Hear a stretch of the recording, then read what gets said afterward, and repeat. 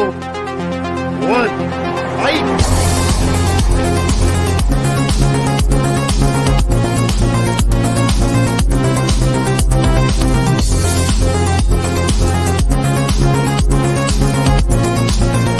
Do you dream of a vacation at the bottom of the ocean? But you can't float the bill? Going on vacation? Our cousins asked us to spend vacation with them in Paris. When I was a boy, just about every summer we'd take a vacation. We take it, and then we take the trips. That's a lot of luggage for a little vacation. This vacation sucks. Then come to Recall Incorporated, where you can buy the memory of your ideal vacation cheaper, safer, and better than the real thing. I ain't never had no paid vacation in my life. Vacation? Where Daddy went. Charlie, why didn't you take a vacation when Layla left? Maybe it's time to take a vacation. No, it's just that I feel I need a little vacation, that's all. I'm from the west side of Chicago, here on vacation. Here's to a very relaxing vacation. It's gonna be a long time before I take a vacation again. Now, one last time, what are you doing? I'm on vacation! Everything's okay, 'cause I'm on vacation. We spent 14 hours on that sandcastle. Everything's great, 'cause I'm on vacation. At least we're not back at our job, which is at an ice cream sandwich factory.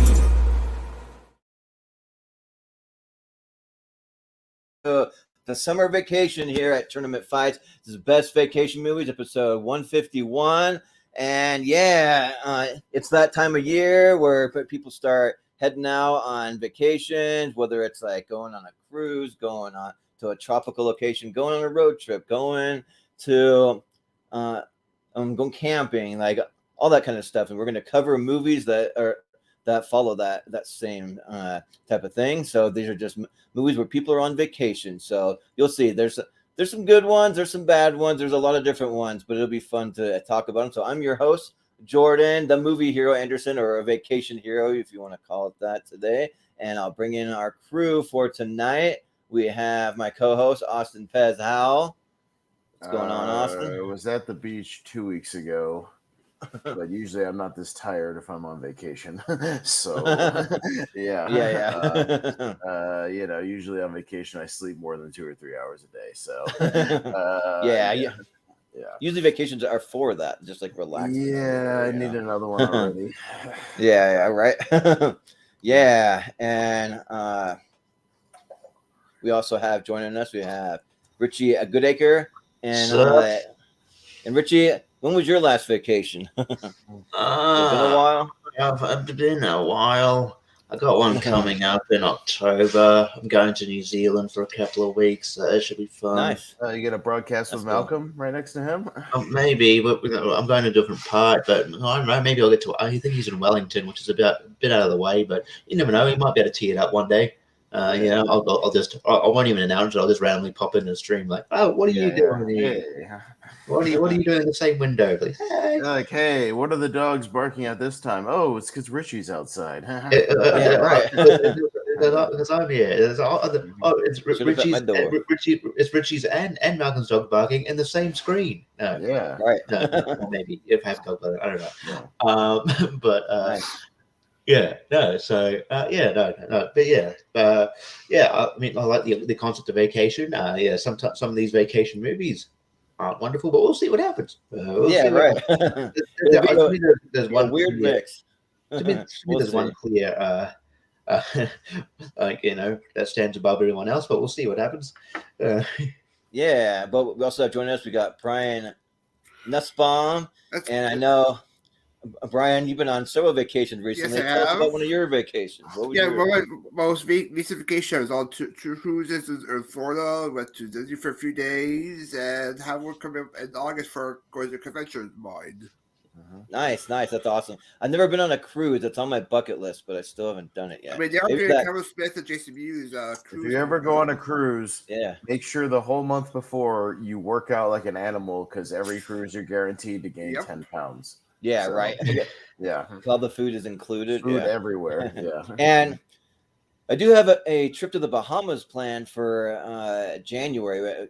my family's gonna do that instead of giving Christmas gifts. So that's cool. So that's coming up. It's not a cruise. We're just flying, staying at a resort, so we get to stay at a better place since we don't do the cruise. So that's the I thought you trade-off. go pull the credits and skip Christmas to go on a cruise. Yeah, right. It's sort of like that, but we also have joining us Ross Bristow. Hey, I don't have any vacation plans, but let me tell you, in a few days in San Diego, there are going to be a lot of people on vacation there. Oh yeah, Comic-Con's coming up. And then me and Ashton, we might actually go live. So Jordan, so you'll see how crazy it can get. Nice. That'll be cool to see. Yeah, there's a guy that I've been watching. He runs a YouTube channel. It's called Wet Movie, and he's his name's Brandon. I can't remember his last name, but remember. Yeah, Brendan Mitchell. He's cool. He was going down to where all the actors were on strike, and just seeing what it's like showing it live. And he ran into Will Friedle and Danielle Fishel from Boy Meets World. So I thought that was cool. Yeah, but Jordan, I've watched him since 2007. Oh, nice. Yeah, he's a cool guy. We've been talking about maybe having him on the show. So we'll see what happens. But yeah, I think we're ready to jump into it. So Austin, as the co-host, you want to break it down and let everyone know how it's going to work? Got a tournament bracket of 64 movies where people are on some type of vacation or in exotic locations, things like that. Everything's been randomized. There's no seeds. So we'll go up and down the line, and everybody will get a chance to vote on one or the other, essentially, and we'll see which one emerges on top. I have a feeling of a few that will probably be favorites on here that will probably make it near the end, but we'll see. And some of these, there's a mix of some good movies, but I would argue there's a lot of bad movies on this list too. So we'll see what happens. But that just may make it interesting, a lot easier. So we'll see. That's how it works. And don't mind me. I'm just eating some corn on the cob. It's a good thing to have in the summertime. Just enjoying my dinner here. Richie, did you know Goldberg eats corn on the cob the long way? Really? That was like this. One sign on Nitro said one time. That's nice. That's awesome. But we already had an extended intro, so we'll just dispense with all that and just bring up the bracket. So, all right. So when I scroll it over, Ross will be up first. So first one will be RV versus Like Father. Oh, I see what you mean now. Yeah. Never heard of Like Father? You're gonna see a lot of bad movies in here, I'm gonna argue. So again, maybe that'll make your votes easier. We'll see. Right. Okay, never heard of Like Father, but it's not fucking RV. I hate that movie. So Like Father. Sure, yeah. I think Like Father, that's Kelsey Grammer, and I can't remember Kristen Bell. Okay, Kristen Bell. Okay, cool. Well, Brian, what are you gonna go for? Would I rather go to RV across America or a cruise? I'll go for a cruise Like Father. Yeah. Richie, what do you say? Yeah, I think Like Father's quite new. I think it came out like the last couple of years, maybe last year or the year before. I saw trailers for it. I never actually got to watch it though. But I probably more. I mean, I watched actually RV on like a little like tablet thing, like where it had movies loaded into it, like in America actually on a train on Amtrak, and then I was like that was. That was an experience. I was like, I think I should have just taken a nap for a couple of hours. I'll go Like Father. Yeah. You're better off just watching the inside of your eyelids than watching RV. RV's a bad movie. Robin Williams, he didn't always make the greatest movies. But I haven't seen Like Father. I got a lot of blind spots on this list, I got to be honest. So looking over this, but Like Father, I'm more likely to watch. So I'll go with that. Yeah, does anyone remember the time Kelsey Grammer fell off stage? He was like giving some kind of like speech, and he was in the middle of like some kind of profound. And he just falls down, and he fell about 6 or 7 feet, but he just lands right on his feet, and he says like "Dear God" or something like that. Wow. There's certain clips I watch if I need to pick me up, and like I'm glad Kelsey Grammer's okay, but that's very funny. So I pull that up sometimes, and it's funny stuff. But yeah, we're glad he's okay. But yeah, and RV, I like Robin Williams' performance because he's usually good for the most part, but the rest of the movie's not that good. But I'll still give it some love just because I've never seen Like Father, so I'll just go RV. Okay. So, all right, Like Father, and scroll down to Cheaper by the Dozen 2, and European Vacation. All right. Yeah. Good. All right. Brian. Yeah, I enjoy Cheaper by the Dozen 2. It's a good little family comedy, but I enjoy European Vacation a lot. Love the opening with the whole game show incident, the whole dream sequence with the sound music. Pig and a Poke. Pig and a Poke. A good cameo by John Gomez Adams actually in the opening. Has some good moments in each part, like the whole German that scene with the whole Sap dance scene. I had a lot of fun with it. So European Vacation. Yeah, sounds good. Richie, what do you say? I've never been a huge fan of the Cheaper by the Dozen films, although I recently watched Yours, Mine, and Ours, which makes Cheaper by the Dozen look like The Godfather. In comparison. Right. Yours, Mine, and Ours is one of the worst movies I've ever seen. It's bad. Sorry, the end. I watched it in my flatmate's room. I was like, oh, let's watch this. Okay.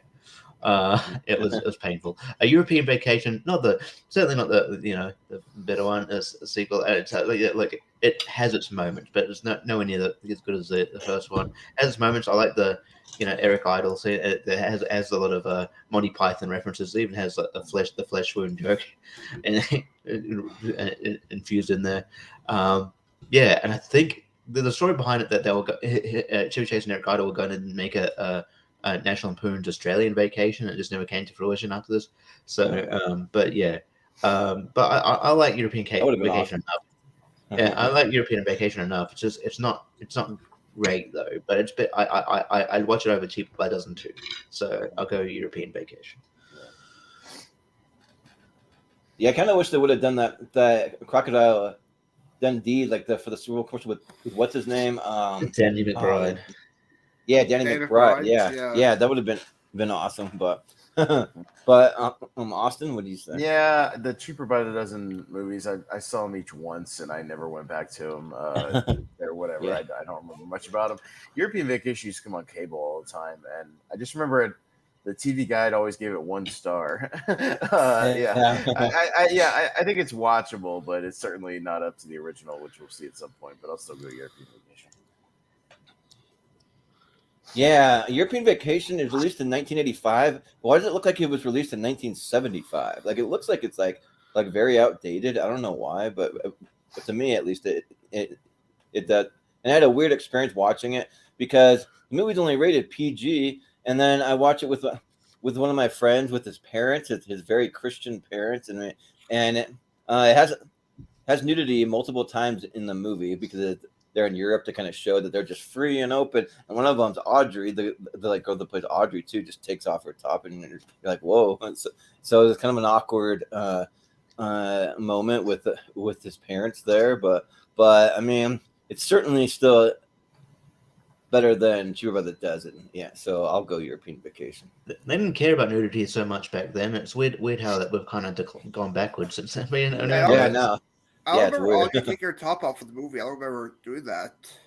Oh yeah, she definitely does it because there's one where they go to a show and one of the showgirls does, but then there's another one. If you go back and watch it, it definitely happens. Girl. That is like seared into my mind.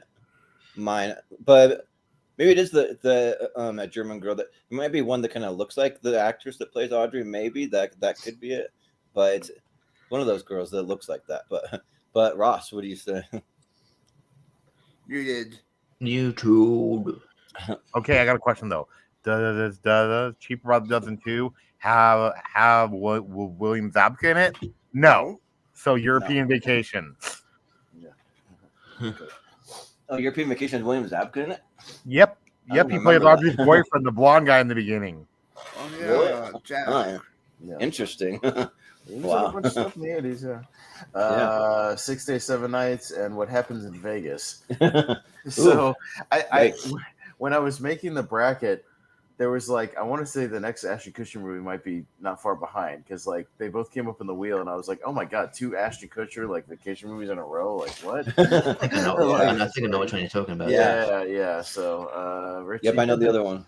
Yeah. Well, yeah, I don't know.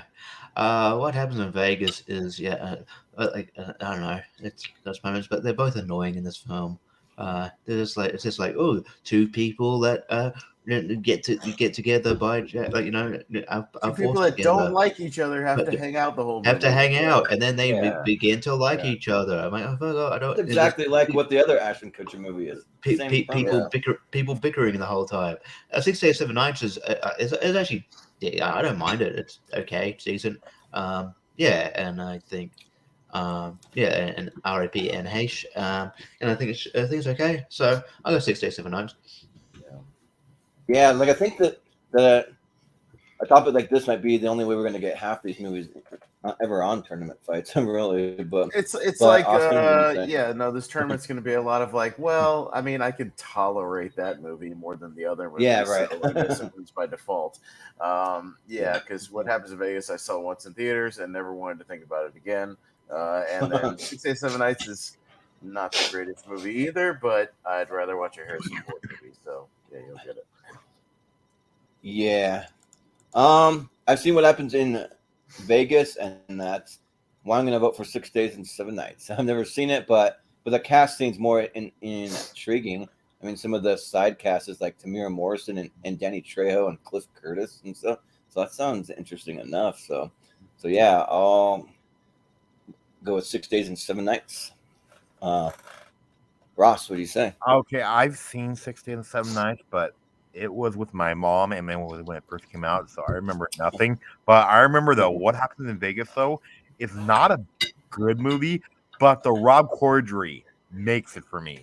Like the line, oh yeah, like when he says, "You're falling in love with your wife, you idiot! How can you be falling in love with your wife?" So yeah, Right. but I'm gonna go with what happens in Vegas, only because I don't even remember really anything about 6 Days and 7 Nights.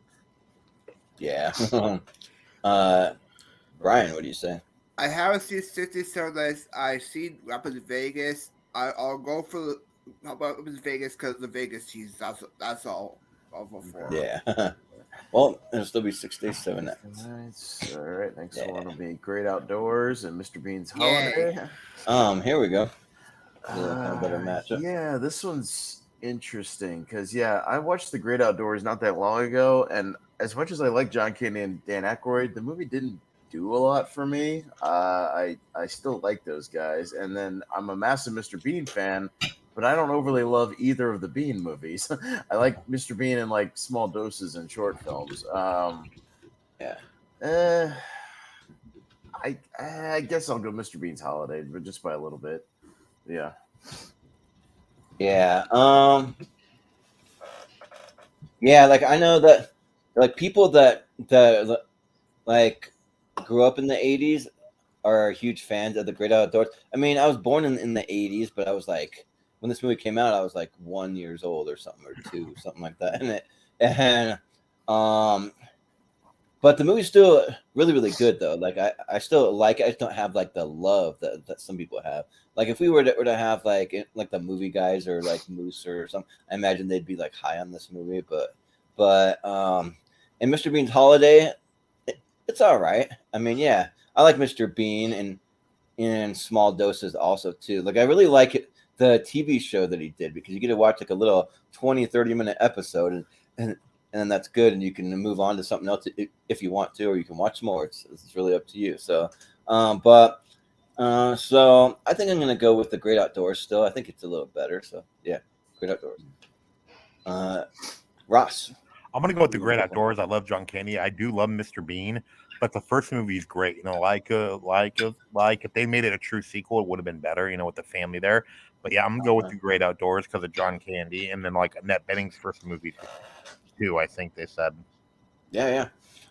Well, Brian, what are you gonna go for? Yeah, I enjoy The Great Outdoors. It's a good little card for the age, but I quite enjoy Mr. Bean's Holiday a lot. Love the whole aspect of him as friends, him interacting with the little kid in the film most of the time. The whole fish sequence with him in the French restaurants is pretty hilarious. I'll go with Beast Holiday. Yeah. Also, I just want to throw in that I think Dan Aykroyd's a little overrated to me. I don't know if anyone else would agree with that, but like I never found him to be like amazing in anything besides anything besides Ghostbusters. That's the only thing that I really like him. Tommy Boy. Tommy Boy's funny. Yeah. I mean, I guess he is kind of better in Tommy Boy. I like him better, but I'm still not. My Girl, he's great though. My Girl, he's great in. Yeah, but Richie. Yeah, I really like the first Mr. Bean movie, Bean's Ultimate Disaster, or what it's called. But I do like. I watched that sort of recently, and I love the TV series growing up. I think at some point, if we get to it, I'm versing Malcolm in a random for Bean movie. So I think they're all on Tubi, so I'll rewatch them. And then there's not many episodes, so I can easily watch them. Like people forget, like Bean, an iconic show. Not many episodes were around. It's just there was like 20 episodes total or something. So it would be very easy to study up on. But you must Bean Holiday. I thought, it was a long time between the two movies, and I don't know. It didn't land for me. And Great Doors is fine. Again, I'm not neither here nor there with it. Either of these. I guess just because I grew up more with Rowan Atkinson. I'll go Mr. Bean's Holiday, but I'm not enamored with either of them. Yeah, it's really fun in like small roles, like if he's in like Rat Race or if he's in like Love Actually. Like he's gonna be the wrong guy. Kind of Johnny English is fine. I like Johnny English. Yeah. Johnny English is probably one that I like even more than the Mr. Bean stuff. Yeah. I quite enjoy the role in Scooby-Doo as well, Mr. Rowan Atkinson. I'm more of a Black Adder's guy though. Oh yeah. Have you ever seen the Christmas Carol one?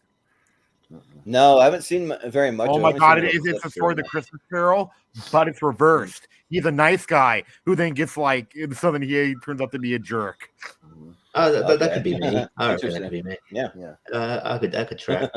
Right. So I think we're getting the first of a lot of later period Adam Sandler. I want to take my family on vacation movies. Oh yeah. I want to take my friends on vacation. Yeah. So there's the first of many of those. So Murder Mystery 2 versus Grown Ups. Oh god. Jeez. I like this matchup actually. Yeah. Interesting. And that's how they came up on the wheel. I swear to God. And I was like, oh boy. So Jordan or Murder Mystery 2. I'm sorry. That's the second. Murder Mystery 2. Yeah. Okay. So I just watched Murder Mystery 2, and the movie's kind of really weirdly paced. Like there's like a lot of action where they're just like fighting people and just like falling over and like tackling people, and like not a lot of dialogue in between. It was a really weird thing. Like it had like very few jokes or like good lines or anything. Like it's a really weirdly paced movie. I'll just say that. But and then Grown Ups is just bad. But at least Grown Ups has like the whole like Adam Sandler cast. You got like Chris Rock, Steve Buscemi in there, Kevin James, and like all those guys in there. So it's at least fun to see them pop up. So I'll go Grown Ups. Ross, what do you say? I'm gonna go with Grown Ups. I actually think Grown Ups is actually a fun time because it actually just feels like you're going on vacation with your friends, and that's the whole point of the movie. Yeah. So Grown Ups, but Murder Mystery 2 is okay. Mark Strong is the best part, but Grown Ups is good. I actually think it's a pretty funny movie. Yeah, sounds good.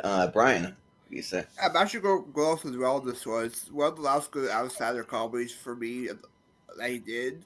He had some good moments with him and his friends. The kids pay with Maze. Wellshire's in this film. The whole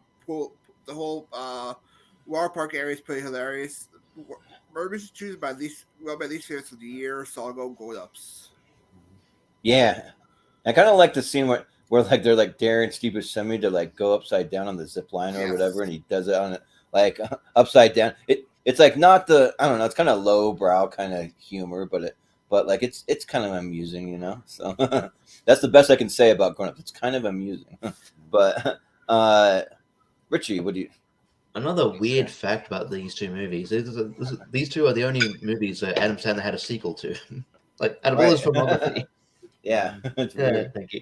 Out of all his filmography, it was like, Where's Happy Gilmore too? Not Happy Gilmore, not the Billy Water Madison. Boy. Yeah, none of those. Yeah. It's like none of the classics. Yeah, but yeah, we should get a sequel to Airheads now, since all those guys are like, that'd be fun. Yeah, that'd be fun. But yeah, like is it Grown Ups 1 or 2 that's got Steve Austin in it? The second Number one. 2. Okay. Well, yeah, I can't just vote for that one either. I'm gonna vote. Murder Mystery 1 sucks as well, but I haven't seen Murder Mystery 2. But Murder Mystery has more of a plot than Grown Ups. Grown Ups is just, hey, look at my friend. I don't know. It's more egregious. Hey, look at my friends. We're hanging around. I don't know. I like a movie with a plot, so I'm gonna Murder Mystery. But I haven't seen Murder Mystery 2. I might watch it just to pad out my worst of the year list, maybe. Yeah. Austin. I haven't seen either of the murder mystery movies because I don't watch a lot of Netflix movies. Most of them are terrible, so I don't bother most of the time. Grown Ups 2 is worse than Grown Ups. Grown Ups is fairly inoffensive, which we'll see that movie later. But yeah, it's whatever. So I'll just say Grown Ups for now, and I'll vote against it later. So yeah. And I don't know if it's just me, but I don't think Jennifer Aniston's that great of an actress. She's okay, but she's not anything. No, and then great. Like people praise her. She's all right. Watch a movie called Cake. She's decent in that. They hinted at something in the first one that they don't do anything with in the second. Remember how the first one they were going to go on the Orient Express. Oh yeah. Oh yeah. Well, they show it. So in the beginning of it, they like show a train for a second. I'm like, oh, they're going to go on a train, and then they never do. I'm like, what the heck? Why'd they show a train? Yeah. I just watched it. Yeah, it's weird. But anyway. All right. So we got the original. We got heavy hitter here. Cool. All right, good. Anyone's gonna vote for blended. All right. Oh, no. Good job. All right, moving on. Yeah, because that blended sucks. All right. So, anyways, we'll go with the heavy favorite of the whole fucking tournament versus arguably like the worst movie on here. Almost. It's got to be like the quickest moving on ever. No, I didn't even need to consult the panel on that one. So remember that one though with the De Niro one when it was Goodfellas against Jack and Jill? How fast they put that through? Yeah. Well, you could have just come through and like put some of them through, you know. Ross, I'm gonna go with. I haven't seen Palm Springs; it's on my watch list. But I didn't mind Girls Trip. I thought it was actually pretty funny. You know, like I'm gonna show them my Biggie Smalls. So yeah, Girls Trip was actually pretty funny. But I haven't seen Palm Springs, so my vote goes to Girls Trip. I'm sure it'll change when I see Palm Springs, like Girls Trip. Yeah, sounds good. Brian.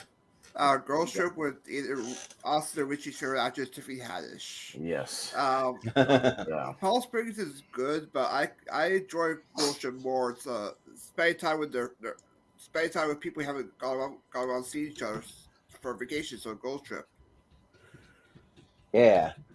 Richie, what do you say? I haven't seen Girls Trip, but I think I've seen it this year. I think I saw most of it this year. It was called Joyride, and it's basically the same kind of same premise. It's the better version of Girls Trip, in my opinion. But and that was a good movie. But yeah, Palm Springs is really good. Obviously won the 2020 tournament, and it's a good time limit movie. And I like it. So Palm Springs, there should be also a kind of heavy hit in this tournament, to be honest. Yeah. So yeah. Mm-hmm.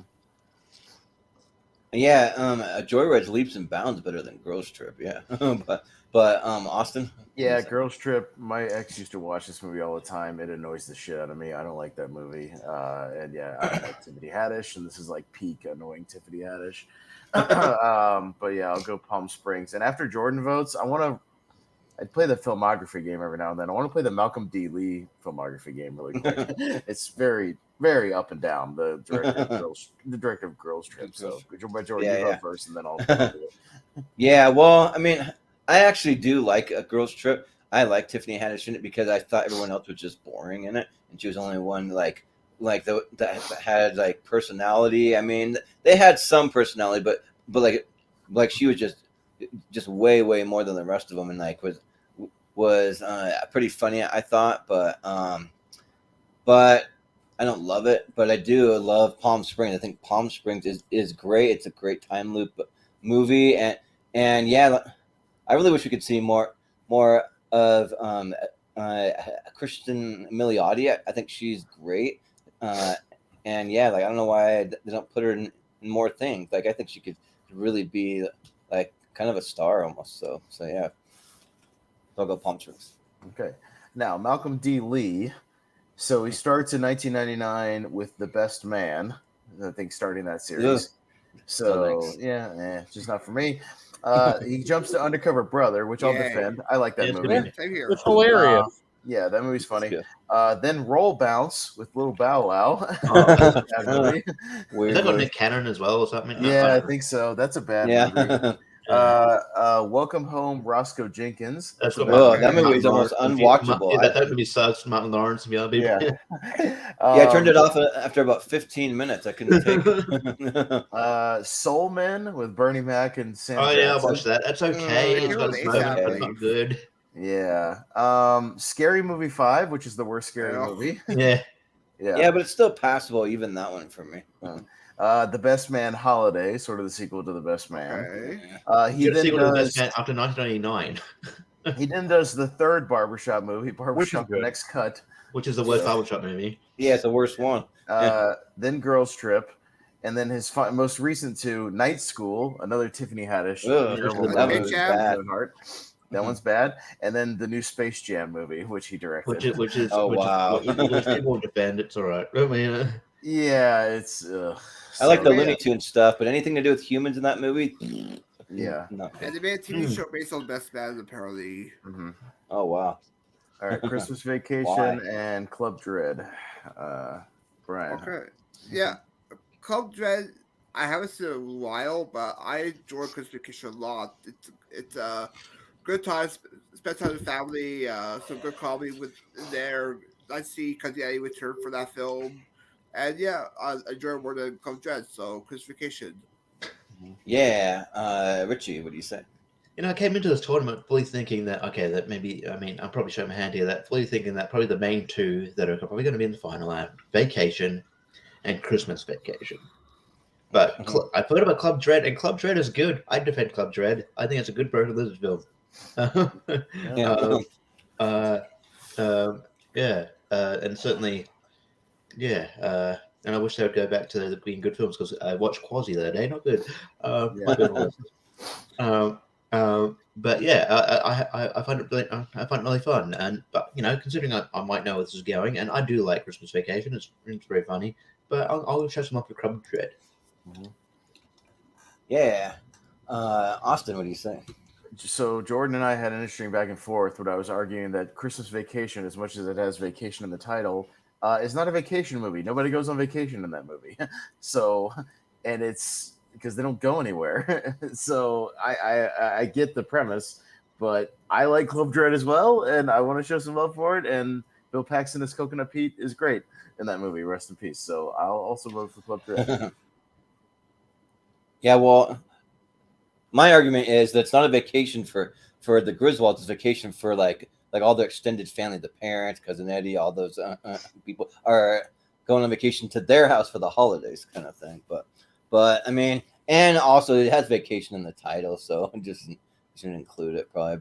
But and yeah, I haven't seen Broken Lizard, but I really want to because the thing with these Broken Lizard movies, I don't really think that really any of them are a good, minus maybe Super Troopers. But the thing is, Beer Fest is great. I defend Beer Fest a lot. I think that movie's really funny. I've actually never seen Beer Fest, so that's a blind spot. Beer Fest is really funny. Yeah, but I mean, but I really like the crew though. Like I watched a couple of podcasts where they've appeared on, and I like Kevin Hefferman. I like Steve Lemmy, Jay Chandrasekhar, however you say his name. Chandrasekhar. Yeah.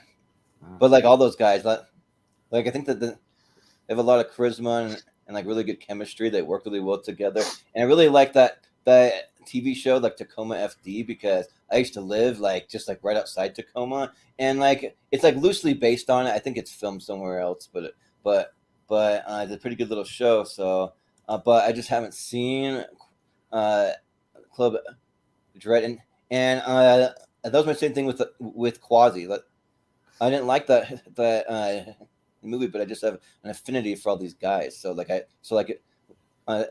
still at least watchable just for them for me. But I'm a massive Christmas Vacation fan, so I'll go Christmas Vacation. Ross, what do you say? Christmas Vacation is a better movie, but I agree with Austin though. It is not a vacation movie because like you don't really see anybody leave for the vacation. But still, you know, like I'm gonna go with Christmas Vacation only because it's the better movie. But Club Dread is not bad. It's okay. Yeah. Brian. I started off for Christmas Vacation. First. Okay, cool. Before Midnight and Boat Trip. All right. Okay. Richie. All right. Man. I know. Like, these are the before Midnight. Is that like the Julie Delpy kind of the whole before trilogy? I haven't really got around to them, but I know how bad Boat Trip is. It's a bad movie. So I guess just congratulations, Before Midnight. You get my vote by default because Boat Trip is really terrible. So Before Midnight, I guess. Yeah. Yeah. Austin. Yeah, I'm kind of in the same boat as Richie. See what I did there? Yeah, because I've seen Boat Trip. I saw it in theaters. That movie's awful, like really awful. And the whole premise is ridiculously outdated. Like 20 years later, where it's like we're gonna pretend to be gay to go on a boat. Isn't that funny? Because we're pretending to be gay. Like that's the premise of the movie. So yeah, it's really terribly outdated premise. I haven't seen the Before trilogy. I literally have them on Criterion right next to me. I just haven't got around to them. So, but I'll give it to Before by default as well. Yeah. Yeah. Yeah, like I'm reading the synopsis. Yeah, it's like Horatio Sands and Cuba Gooding Jr. trying to get over their feelings of homophobia, so they want to by pretending to be gay. By pretending to be gay. Yeah, right. Out with gay people. Yeah, right. All right. But and it's sad that like Boat Trip's kind of what I remember Horatio Sands for mostly. So I mean, you remember him for Saturday Night Live, but he doesn't really have anything too memorable. The only Saturday Night Live thing I remember him doing it when they did that in the cold open. They did like a little Christmas song that, like gets played over and over that people really like. I don't care for it that much, but I remember him in it. But and I've never seen any of the Before trilogy, so and I just don't really have a lot of interest in really going to see it. But I'll still vote for it because it's got to be better than Boat Trip. So yeah, people don't think that far ahead. Like, oh yeah, okay, well, we'll pretend to be gay. Like, yeah, but what if you like a guy fancies you and you hook up? Are you going to like go through and have sex with him? Like, what are you doing? Yeah, right. It's like what? But Ross, what do you say? I haven't seen the Before trilogy. You know, after seeing Past Lives, it makes me want to. Past Lives is my favorite movie of the year, and I've seen Boat Trip with the TBS edit, and then I go, man, this is bad. There was literally a scene where like Cuba Gooding Jr. puts on a coconut bikini, and I went, no, I'm good. Yeah. Yeah. So the Before Midnight. Yeah. You say it, Brian. I have seen Boat Trip, so that's why I'm going for Before Midnight. Yep. That's how it works. That's what's worse about Boat Trip. It has the lady Roger Moore there. It does. All right, Vacation Friends, and a recent one versus The Hangover 3. Yeah. Oh wow. Yeah. All right, me first. Yeah, The Hangover 3. That's a fascinating look at a franchise that declined very, very quickly from a really great movie to like a boring movie. And just a strange movie. Hangover 3 is not even funny. Like there's nothing funny. Yeah, I think void of laughs. They got a lot of flack for the second one just being a retread of the first one. It's like, hey, let's do something different. But then it was like, what do you? But it doesn't know what it's trying to be. It's like, yeah, be like an action film. Or...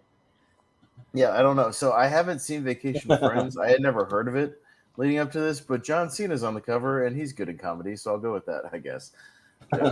Yeah. Yeah. Yeah. The Hangover 3, like in my mind, is almost a copy of the first movie, except way less funny. So, and I don't even think that I might be in the minority. I don't even think the first one's all that funny. I'm just not big into the Hangover. I think it got way too overhyped, and yeah. So, but I've never seen the Vacation Friends, but I mean, if you put these two in front of me, I'm watching Vacation Friends, so I'll go with that. Yeah. Ross. I didn't see Vacation Friends. I hated the trailer, and I didn't mind the Hangover 3. Hangover 3, but you know, like it's not great. It's better than the second one. And then this whole thing, the like with the breast implants was pretty funny. Yeah, well, they got this whole like trend to put in Little Rel Howery in like every other comedy. It's kind of weird. I don't know. He was good. He was good at Bad Trip. He was funny. He was funny. Right? Yeah. Good for a little bit, but don't overdo it. but Brian, what do you say? Yeah, I haven't got around to see Vacation Friends, and also Disney Plus for me. I see Hangover 3. It's decent. John Goodman's good at it. It does feature Mr. McCarthy as the whole second film to Jack Efron's character. I wasn't that big fan of the whole movie, so I'll go Hangover 3, even though I haven't seen it. Yeah, sounds good. Richie. Yeah, like I mentioned, Hangover 3 doesn't know what it wants to be. It's like, okay, we got a lot of flack for Hangover 2 being lazy and being the exact being a retread of the first one without any of the clever jokes. So we'll do an amalgamation of a comedy and action film, but without sparing the jokes. It's a weird movie. Vacation Friends, I went to the trailer. I did like the trailer for what I saw. I just haven't seen it yet. But weirdly enough, this movie's getting a sequel. So I found it weird. I never even heard of it until we started putting this together. So yeah, look it up. I'm pretty sure I read it the other day. They're getting a sequel. So yeah. So I mean, I'm intrigued, and yeah, John Cena's good at comedy. So I'll go Vacation. Well, the first one must have made some money then. This is on Hulu. This is on Hulu, so I guess people a lot of people watched it or something. People watched it, I guess. Yeah, it didn't make any money per se, but yeah. It's on Hulu. Well, who knows? I don't know. Eat, Pray, Love, and Summer Rental, another John Candy movie. Jordan. Man, we're on these movies that I just don't care about, really. Because like a lot of that in this tournament, so we can go quickly if you're not don't care. That's the benefit. We can go quickly. Well, Summer Rental is a movie that we keep wanting to watch. Whenever I look at the reviews, it has bad reviews. So I'm like, well, maybe I'll hold off on that one. I don't need to rush out to that one, but because I do like John Candy, and Eat, Pray, Love just looks like not a Jordan movie, just like that. Kind of, I don't know, just a weird, like, I don't even know how to really describe it, but it's like a weird kind of drama that just doesn't really appeal to me. So I'll go with Summer Rental because of John Candy. Ross? Summer Rental. Eat, Pray, Love I've seen, but yeah. Brian, what do you say? I haven't seen Summer Rental. I know it's come on TV a bunch of times, but I quite enjoyed Eat, Pray, Love a lot. I was surprised at how good it is. Judy Roberts, very good in the film. James Franco, good little side role. Harry Bardem shows up toward the last half. It's pretty decent. It's good adaptation based on the book, so I'll go Eat, Pray, Love. Yeah. Richie, what do you say? Yeah, I haven't seen any of these movies. Eat, Pray, Love gets like referenced a lot by like Namaste annoying influencers on Instagram, or like I guess it's influential in that way. And yeah, I haven't seen Summer Rental. Heard bad things, but I guess it's got John Candy, so it's on my speed. So I'll go Summer Rental, but not highly. Yeah, sounds good. Austin. Eat, Pray, Love reminds me that I think I suggested to you, Jordan, we should do a tournament about like food movies, like restaurants and chefs. Ooh, and people or stuff like Willy Wonka, like factories or whatever, something about like all centered around food. Yeah. Well, funny enough, we actually have that on the schedule. I I put it right around Thanksgiving time because that's the time Oh, you there eat you a go. lot. Yeah, So where everybody so- eats. Yeah. So yeah. So something like Yeah. that. But anyways, but having said that, I'll go with Summer Rental. I haven't seen it, but I'm more likely to watch a movie with John Candy. And I was looking at the cast. It's got like Richard Crenna from like the Rambo movies and Rip Torn and John Larroquette and stuff. So at least it's got some people I'll be familiar with. But yeah. yeah. So I'll go with that. Yeah, All right. We'll go to The Impossible and the Vacation reboot, which Richie loves. I don't love it. Yeah. He's a big He's a fan fan. of this one. He can tell us all It's about a guilty pleasure. He can tell us all about it in just a second. We'll go to Ross first. I'm gonna go with The Impossible, the Vacation remake. I don't hate, but it's not great either. So I'm gonna go with The Impossible. Yeah. Brian, what do you say? I haven't seen The Impossible, but I have to go last with Vacation. I love the type of car they drive in the film, the Prancer, I believe it's called. So Yeah. there could be moments where Chris Hemsworth and the quick cameo Burt and appearance. Prancer. The whole, yeah. So I'll go with Vacation on this one. Yeah. Richie. What do you say? Yeah, I will say like Vacation is wacky to the point, and It there are is. moments in it. But yeah, the some of the comedy, like at least like with an all Vacation, the comedy is sort of grounded in reality. Like in this movie, like you go, why would a car like the Prancer exist? There's no way. Why would there No be way. a button that turns the driver's seat backwards? That makes no Why would there be logical a car sense. why would there be a button where the car explodes? Yeah, that's stupid. Or would there be a button with a swastika on it? Like I don't get it. yeah. But there are instances where it's funny where the GPS is yelling at him and stuff like that. And then, Japanese. I like like Chris Hemsworth is good in comedies and he should be in it more. Yeah, I mean the dynamic between the brothers is weird just because like he's like generally it's like I don't know, it's weird, but and yeah, the cameos are all right, but yeah, I don't know, I can have enough fun with it, but yeah, it's not I'm not fooling myself to thinking it's a great movie necessarily, and I just don't think Ed Helms is a leading guy. And I don't. Yeah, it's just it is what it is, and it's a shame that this looks like it's probably gonna be it's probably Christina Applegate's like one of her last movies. I think she's retiring from acting, so probably one of her last films that she did. Really good. So that's kind of sucks. So yeah, you'd think I'd forget Vacation, but The Impossible's a way better movie. It's The Impossible. Well, Christina Applegate's been to the ringer because she had breast cancer, and then I think she has like Parkinson's or something like that. So it's crazy. Yeah, she got MS, I think, doesn't she? Yeah, I don't know. Yeah, it's MS. Yeah, that's what it is. So yeah, thoughts and prayers to her. But Austin. Yeah, I'm gonna go with The Impossible because it's not the Vacation reboot. That movie's terrible, and yeah, the couple of scenes that are good are like the Chris Hemsworth scenes, and yeah, everything else is just here's wacky premise that is in no way related to real life whatsoever and would never happen, and that kind of shit annoys me in movies. So yeah, I'll go with The Impossible. Yeah, well, we have a pinch hitter, guys. The Wild Malcolm appears. Do you like Vacation? Yeah, and we're supposed to have Andy Sweet on tonight. He had to drop out. Alec Miller. Alec Miller. Or sorry, one of those A ones. Yeah, Alex Miller. Sorry, Alec. Yeah.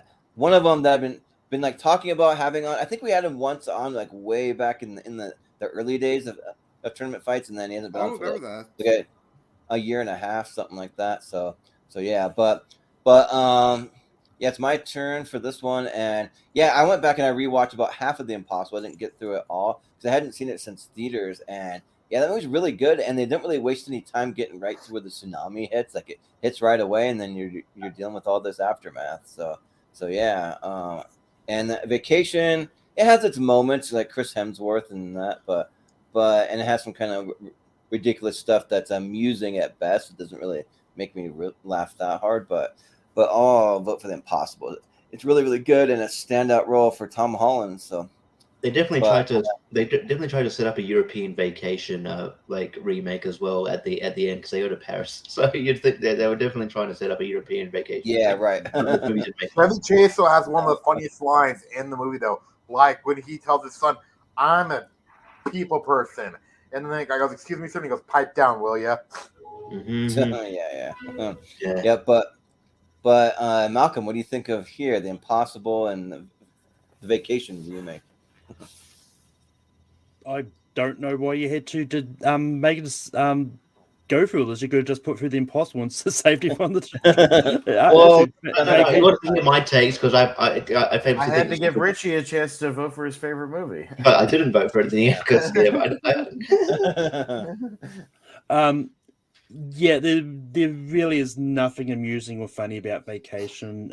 It's just boring. I watched The Impossible for the first time for the 2011 letter series, I think. Yeah. Yeah. And yeah, it's just really good. So I'm going to go The Impossible. Yeah. All right. The Hangover and Tucker and Dale. Okay. So that. Yeah. 2 good movies. Brian. Yeah.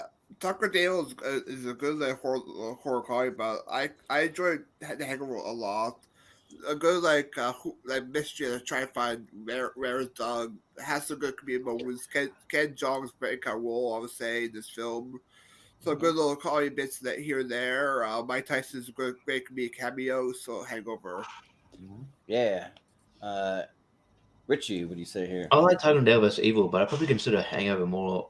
I didn't really think of like it in terms of it is a vacation movie, but I think of Hangover more in terms of vacation films because because obviously it's about Tucker and Dale. Obviously, these people go to this place and then they get picked off on accidentally. But so I guess in that realm it's vacation. But I think in the bigger sense, I think Hangover is more of a vacation film when things go wrong. So yeah, as much as I like Tucker and Dale, but Hangover, the first one, is really good. And I don't know. It's one of those movies where, like, if you watch it and you'd be like, okay, it made a lot of money. It's I think it's still one of the most profitable R-rated films of all time. I understand you wanted to do something with it, but it's a movie that's got a premise that didn't need a sequel. It's just it's just like it could just stand on its own. It's like it's weird. That's why the sequels didn't work. Because it's not a movie that really kind of lends itself to a sequel. So. But yeah, they're great, and Ed Helms is decent and in a supporting role. And I think and their chemistry is really good, and so I'll go Hangover. Yeah, Austin. Yeah, I like both these a lot, and but I might have to go with the one I've seen more over the years, and that's probably The Hangover. I like it a lot. I think I like the dynamic between all the guys, and Bradley Cooper's a nice kind of level-headed leader in that movie, and Ed Helms is much better as a kind of a supporting guy, just having his freakouts and things like that. So, I'll go with The Hangover. Yeah.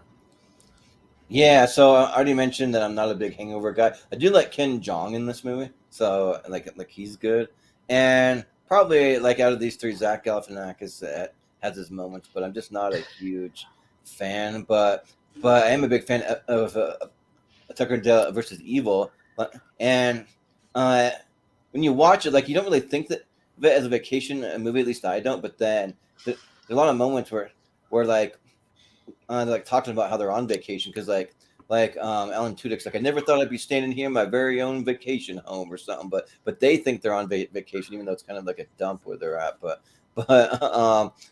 so I'll go Tucker and Dale versus Evil. Yeah. Malcolm, what do you say? I mean, it's one of those ones like there's many different ways of vacation, like camping. Like some people do consider that vacation as well. Yeah. So, I mean, so it is that. But I do like Tucker and Dale versus Evil. But I actually really like, just like Austin, I really do like the first Hangover. And I mean, I don't hate the sequels, but they're definitely not as good. So I'm still going to go The Hangover. Yeah. Well, Ross. I'm gonna go with The Hangover. I've never seen Tucker and Dale versus Evil yet. It's always been on my list, but so dude, it's really good. Okay, The Hangover. Oh yeah, too. Like, what happened to the mid-level budget movies? Is because like I was looking up the Haunted Mansion's budget, the new one. That thing costs $157 million to make. Well, we're having this. I was having this conversation with somebody recently about how that's why things are bombing because spending way too much money. We on it. have some in theaters right now, but nobody watched Joyride, even though it's really good. So Yeah. go see these mid-budget movies that are in theaters, but nobody's going to watch them. So. Well, I mean, it's like the same thing can be said for like original movies as well. Like they're there, just no one's going to see it. Going to see nobody's it. watching them. Yeah, just like Air, for example. Yeah. All right. First murder mystery before sunset. Yeah. Richie. I might have to apply the same logic I did with the other before.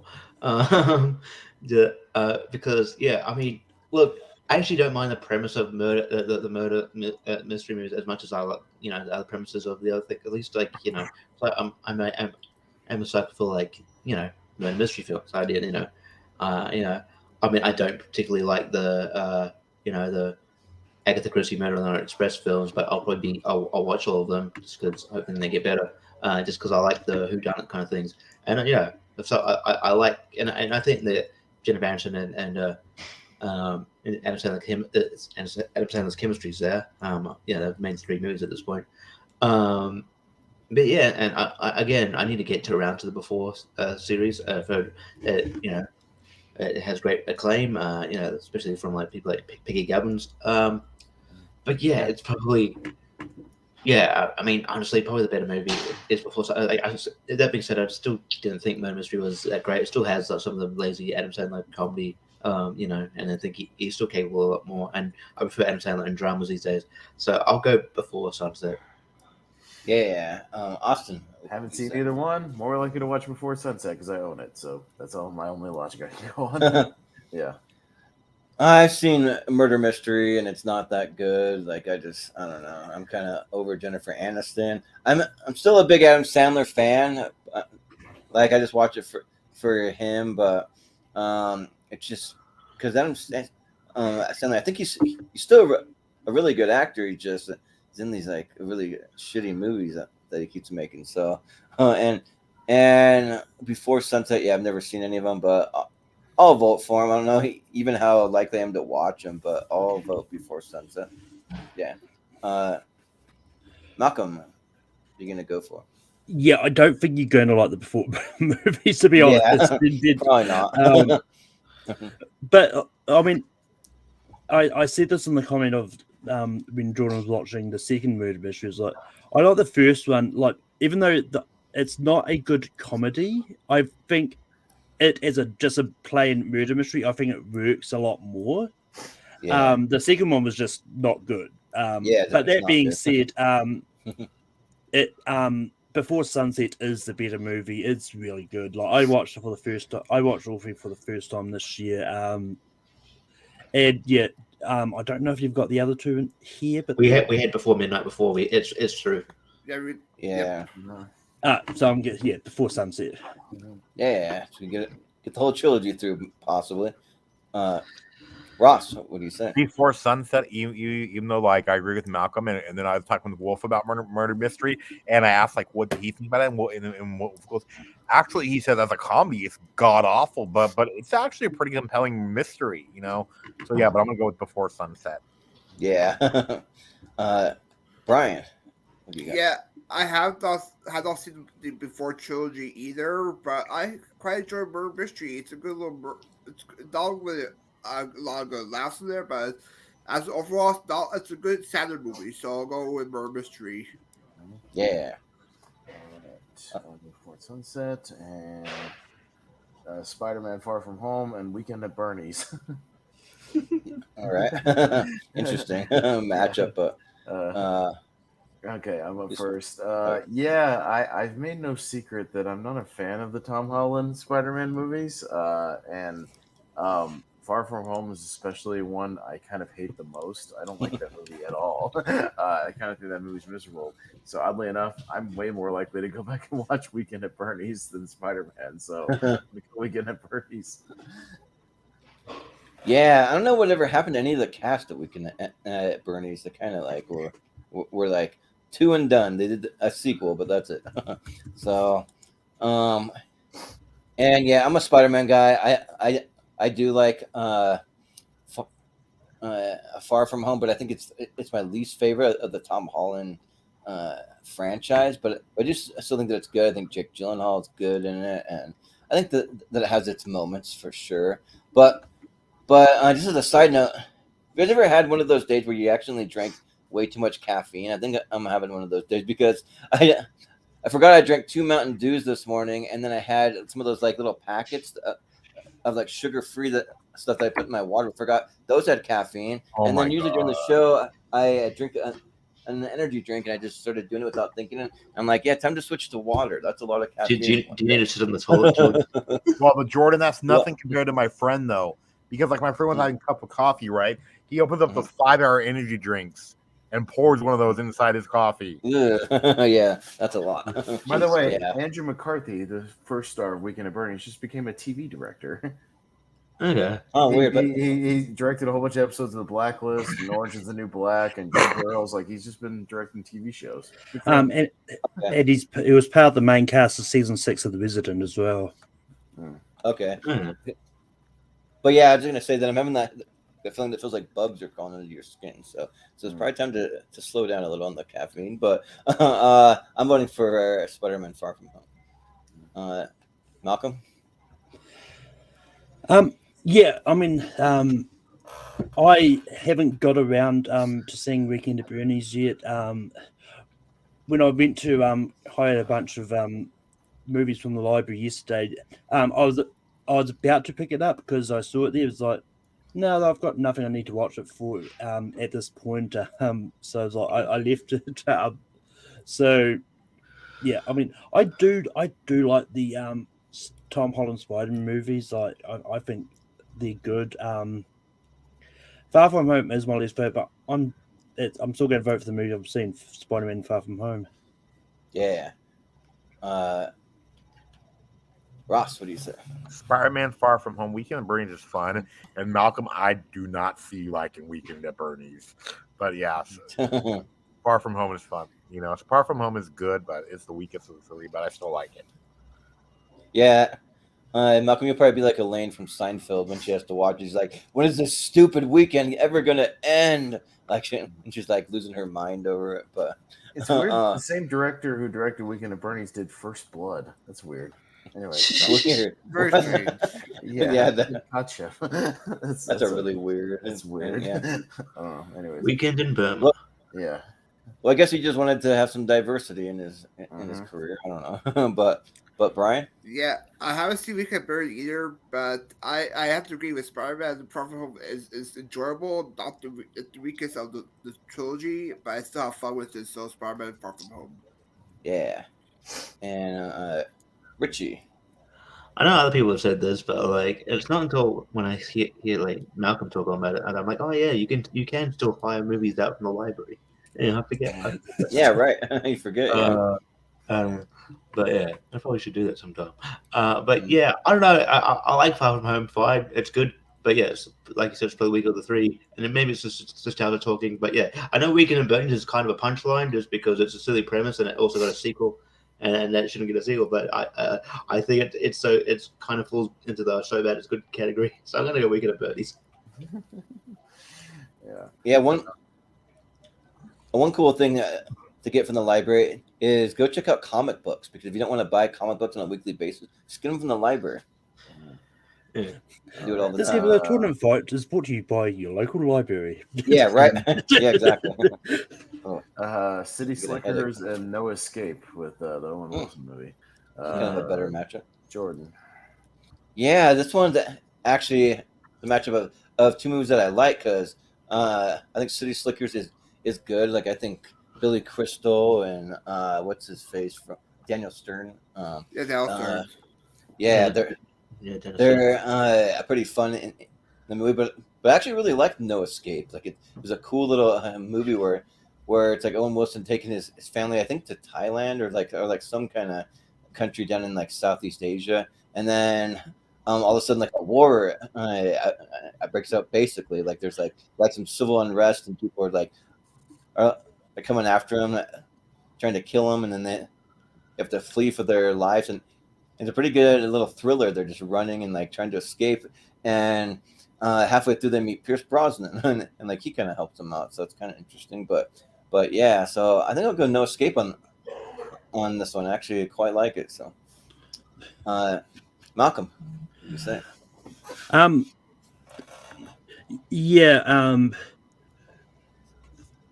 So according to the Wikipedia thing with No Escapes, like it's an unidentified country in Southeast Asia. So I don't know. We don't know if it's in Thailand or not. Yeah, I wasn't sure if it was like Thailand or like Laos or one of those countries. But I haven't seen either of these movies. I know that the person that after looking up the director, I know he also did As Above, So Below, and Quarantine, and Devils like that. But I haven't seen either of these. I'm probably going to go towards No Escape because it's got Pierce Brosnan in it. Yeah. Ross, what do you say? Let's put another Jake Gyllenhaal movie through. City Slickers. Sort of, yeah. Yeah, well, he's in it, yeah. Jake Gyllenhaal in it for like a he is like as a kid. He plays his son. He plays Billy Crystal's son. Yeah. Nice. I forget that he's in it. Yeah, but Brian, what do you say? Yeah, I haven't seen either one of these, but I'll go with City Slickers because it has Mr. Mosby in it for Sheila Zarconi. Okay, nice. Richie. I don't know if like Pierce Brosnan helps him out. I thought he was a villain, but maybe I'm wrong. He helps him out. Yeah. Oh, okay. Yeah, I forgot. I have seen this movie. Yeah, it's been a long time. I mean,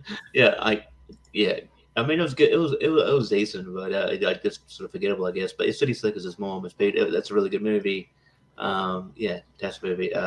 So yeah, I'll go City Slickers. And shout out to Steven. He's going to be my backup pinch hitter if Malcolm couldn't make it, but he was just getting home from work. But he's a fan of City Slickers. He thinks it should go far. So. Yeah, but Austin? Yeah, City Slickers, director of Trimmer, Ron Underwood. Trimmer. Oh, nice. Yeah, so but oddly enough, even though I haven't seen it, so it's kind okay. of I need to get to it. I have seen No Escape though. I saw a sneak preview of that when it came out, and it was one of the better surprises that year. So I'll tie it up and leave it to Malcolm. So tie to Malcolm. Yeah. What are you gonna go for, Malcolm? No Escape. Okay. Oh, sorry, Steven. No Escape. Yeah. All right. Mm-hmm. All right. Let's go to the other side. Keep the pace up, and we'll get this done. Yeah. Let's see what's on the other side. All right. Okay. Well, all the other vacation movies on the same side. Most of them are on there. There's one more. I think there's one more on the other side. So Vacation. Yeah. Yeah. Home Alone 2, which has been in like every tournament for the last three weeks or whatever. I know. Yeah. This is a freaking tough matchup. Oh. Talented Mr. Ripley. Malcolm. Well, at least I'm last. I mean, technically, we had a week's break from Home Alone because it wasn't in the 2010 tournament. Yeah, right. If it sneaks into the Star Trek one, that's going to be something weird. Right. But anyway, I like Home Alone 2, but Talented Mr. Ripley is just really good, and we've seen Home Alone 2 a lot recently, so Talented Mr. Ripley. It'd be funny to see like Joe Pesci playing like a weird alien, like a Cardassian or something weird like that. It's really odd that Tim Curry was never on Star Trek. He seems like a perfect fit for a Star Trek. He does, yeah. Yeah, really weird. Yeah, and he never was. Everybody else on the planet was on some kind of iteration of Star Trek, except for Tim Curry. Very strange. Yeah, right. It's like Star Trek or X-Files. Everybody was on that. Yeah, right. Yep, exactly. But Ross, what do you got here? I'm gonna go with I haven't seen Talented Mr. Ripley, and I love Home Alone 2, so Home Alone 2. Yeah. Brian. Credit card, you got it. Home Alone gets my vote for this. I love my favorite Home Alone films. It's a great concept of him in New York this time that left alone Chicago. This is my favorite score with John Williams, so Home Alone 2. Yeah. Richie, what do you say? I like Home Alone 2. It's a great sequel. However, Talented Mr. Ripley's in my 128. It's a great movie. It's I still think it's underrated. It's fucking good. Go check it out. I think you'll enjoy it, Ross. Talented Mr. Ripley. It is on my list. It's It's actually really good. Yeah, but Austin.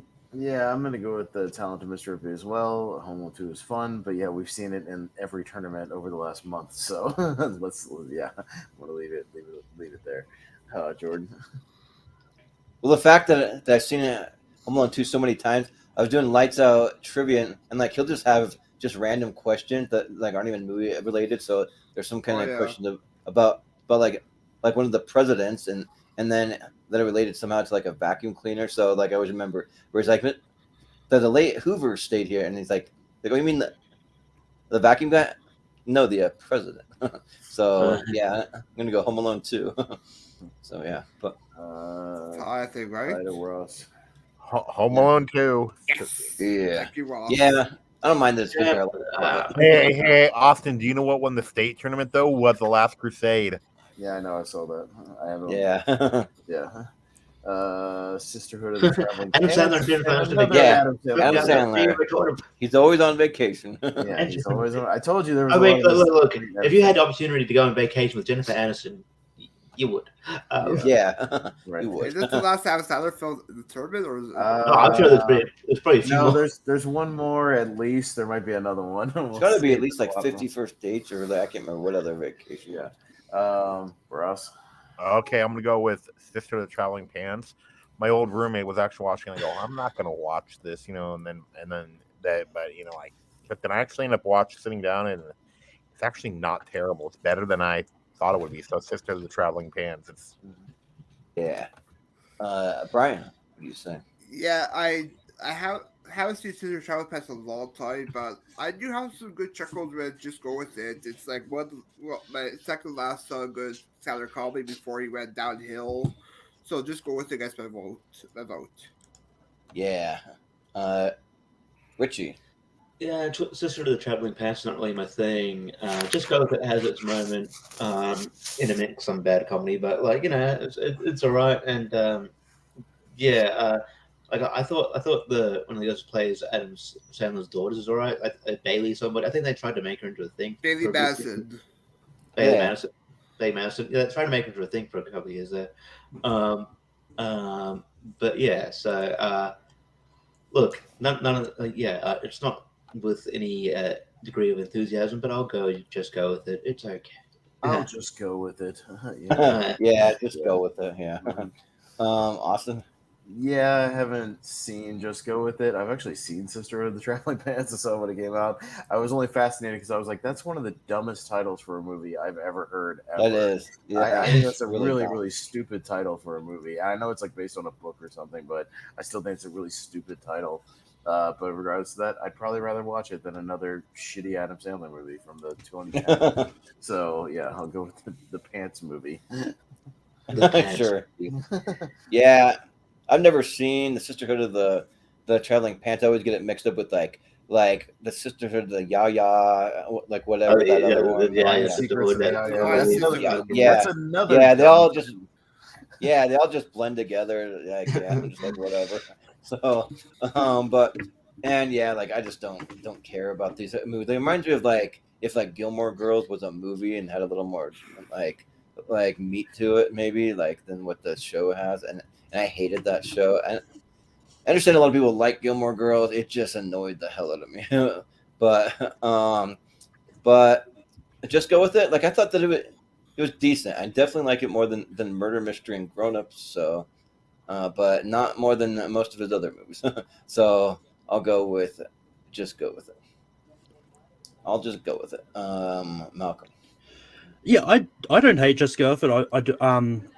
I do think it's a good movie, but it's been a while since I've seen it. But I have seen Sister of the Traveling Pants, and it's a lot of fun. And funnily enough, you mentioned Gilmore Girls. It does have Alexis Bledel, who plays Roy in Gilmore Girls, in it. Well, there you go. I love Gilmore Girls. It's fun, but I'm going to go Sister of the Traveling Pants. Yeah. All right, tie to Brian. Another one. Just Go With It. Yeah. All right, one Adam Sandler movie made it through. So, but they needed to give Nick Swartzen better things to do in these movies because they always have him doing something so stupid. I think in that movie, Yeah. That like he's like delivering like goat babies or something, and he has like a weird German accent with like big old Coke bottle glasses and something like, yeah. Vegas Vacation, there it is, and Hangover 2. Yep, there it is. We can just pass through vacation. Yeah, I'd be fine with that, but talk about. We'll see. Brian. Yeah, I enjoy Vegas Vacation a lot. It's a whole 4 vacation films for 138, but this one I remember watching a lot. Love the return of Chrissy Brinkley showing up. The whole Hoover Dam sequence, working against a Dan Bate. Mr. Papadopoulos, great Newton cameo. So Vegas Vacation. Yeah, Nick Papageorgiou or whatever. Yeah. But Richie, what do you? Weirdly enough, even though I'm not a huge fan of Vegas Vacation, I think it's one of the only vacation movies I own just because I picked it up for $1 somewhere. But yeah, but yeah, I don't think it's a great addition to the that's probably one of the lesser vacation movies. I just didn't have as much fun with it. But yeah, it has its moments, I guess, here and there. There's Wayne Newton appears a lot in this movie. Is it Wayne Newton? Oh, Wayne Newton or whatever. Wayne Newton. The way that his wife is just like has a fascination with him. It's weird. So it has its moments, but it's one of the lesser ones. Hangover Part 2, though, it's not as lazy as Hangover Part 2. Hangover Part 2, they didn't have any idea, so let's just do the same thing again in is it Thailand? In Asia. In Bangkok. In Bangkok. So that's the exact same thing, but less funny. And yeah, it was just completely disappointing. And people were really looking forward to it. And yeah, it's just a complete retread. It was it wasn't great at all. And yeah, so I'll go Vegas Vacation, but again, not enthusiastically, which has been a trend for this whole tournament. Yeah. Yeah. I told you guys that would be the case. Austin. Vegas Vacation is a blind spot. It's the one I haven't seen all the way through. I've seen pieces of it, clips of it, but yeah, I haven't actually sat down to watch it. Hangover 2, it's not great. I don't think it's the worst movie ever. I remember having some fun with it, but I've seen it, so Hangover 2, but it's fine if Vegas Vacation goes through. Yeah. Well, I'm still not going to vote for a Hangover movie, but I actually really like Vegas Vacation. I get why people don't like it, but it has some funny stuff. Like I like when Wallace Shawn keeps showing up as the blackjack dealer, and it keeps Clark just keeps trying to make money gambling, and he just can't do it. So every time they shows up, like Wallace Shawn is like his bad luck charm. So he's like, "Ooh, a Griswold back again, huh? Here to lose some money or whatever." And they're always like hate each other and stuff. And then I like the stuff with Cousin Eddie, like when they go out to visit him out in the desert, and they're like, "Where's the grill?" And he's like, "Don't have one." He just throws the steak right on a rock because it's so hot and it's like sizzling on a rock. And then when they want to go to the Hoover Dam, and he's like, "Let me call the babysitter." He's like, "Come on, kids, roundup time!" And they just throw a bunch of snakes out, and the kids go running after the snakes or whatever. And the Hoover Dam stuff's pretty funny. Where it's like, "Hi, I'll be your damned tour guide Arn. Feel free to ask all the damn questions you want." And the Cousin Eddie's like, "We're gonna get some damn bait." Like they're just little things that like make me laugh. Personally, I don't know how well they appeal to like a lot of other people, but they make me laugh. So yeah, I'll go with Vegas Vacation. Malcolm, what do you say? Is Vegas Vacation the one with Johnny Galecki in it? No, that was Christmas Vacation. Yeah, this is Ethan playing Russ. But yeah, like Vegas Vacation, I have seen. I saw it last year, but I barely remember anything of it. That's how much of an impact it made on me. Yeah. But yeah, but it's fine. Actually, both of these are just fine. I think just like when we go Hangover Part 2, though. Yeah. Ross, if you're there. Yeah, I'm here. I'm just off camera. Okay, Vegas Vacation Hangover 2 is just a retread, but Vegas Vacation actually has some pretty funny parts.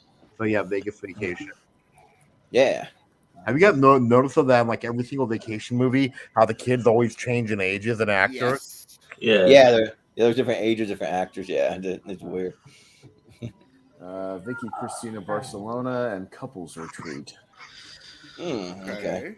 Richie. All right. Yeah, I haven't actually seen Vicky Cristina Barcelona. There was so Joker used to play with Abby, where if I was annoyed with her, I'd be like Abby, and then I'd call her Abby Goodacre, but then I'd call her Abby, and then I'd add middle names to her, and then I think one time I said Abby Vicky Cristina Barcelona Goodacre. Yeah.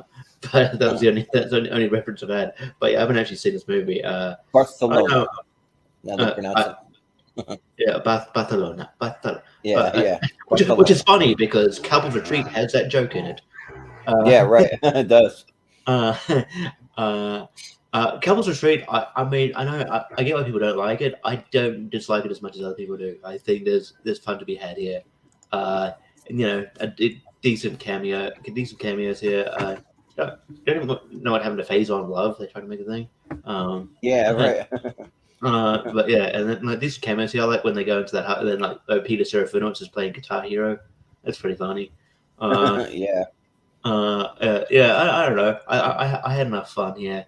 For you know, it's not spectacular, but there's enough fun to be had here. So I'll go Couples Retreat. Yeah, I think Phase on Love is just doing like stand-up comedy or something like that. So yeah, but Austin, I've seen Couples Retreat, haven't seen Vicky Cristina Barcelona, so I guess I'll go Couples Retreat, but I'm not over enthusiastic about it, just like most of this tournament. So yeah, yeah, I like a Couples Retreat well enough. Like I kind of like Jon Favreau getting pissed off all the time. Like he always plays a pretty good, just like super pissed off guy. And then there's like a whole scene of them doing yoga, and like one of the guys is doing it naked or with like one of the other guy's wife or something like that. But I mean, like it's entertaining. I mean, when like John Michael Higgins, I always like whenever he pops up too. And I'm a Vince Vaughn fan. I don't love him, but I like think that like he's entertaining it. So and I've never seen Vicky Cristina Barcelona. It just doesn't really appeal that much. So I'll go Couples Retreat. Malcolm, what do you say? So apparently they've done a TV series based on the movie franchise Step Up High Water. Phase on Love was in that. Oh, yeah. It was a very recent TV series. It was 2018 to 2022. It lasted what 4 years, and I didn't know about it.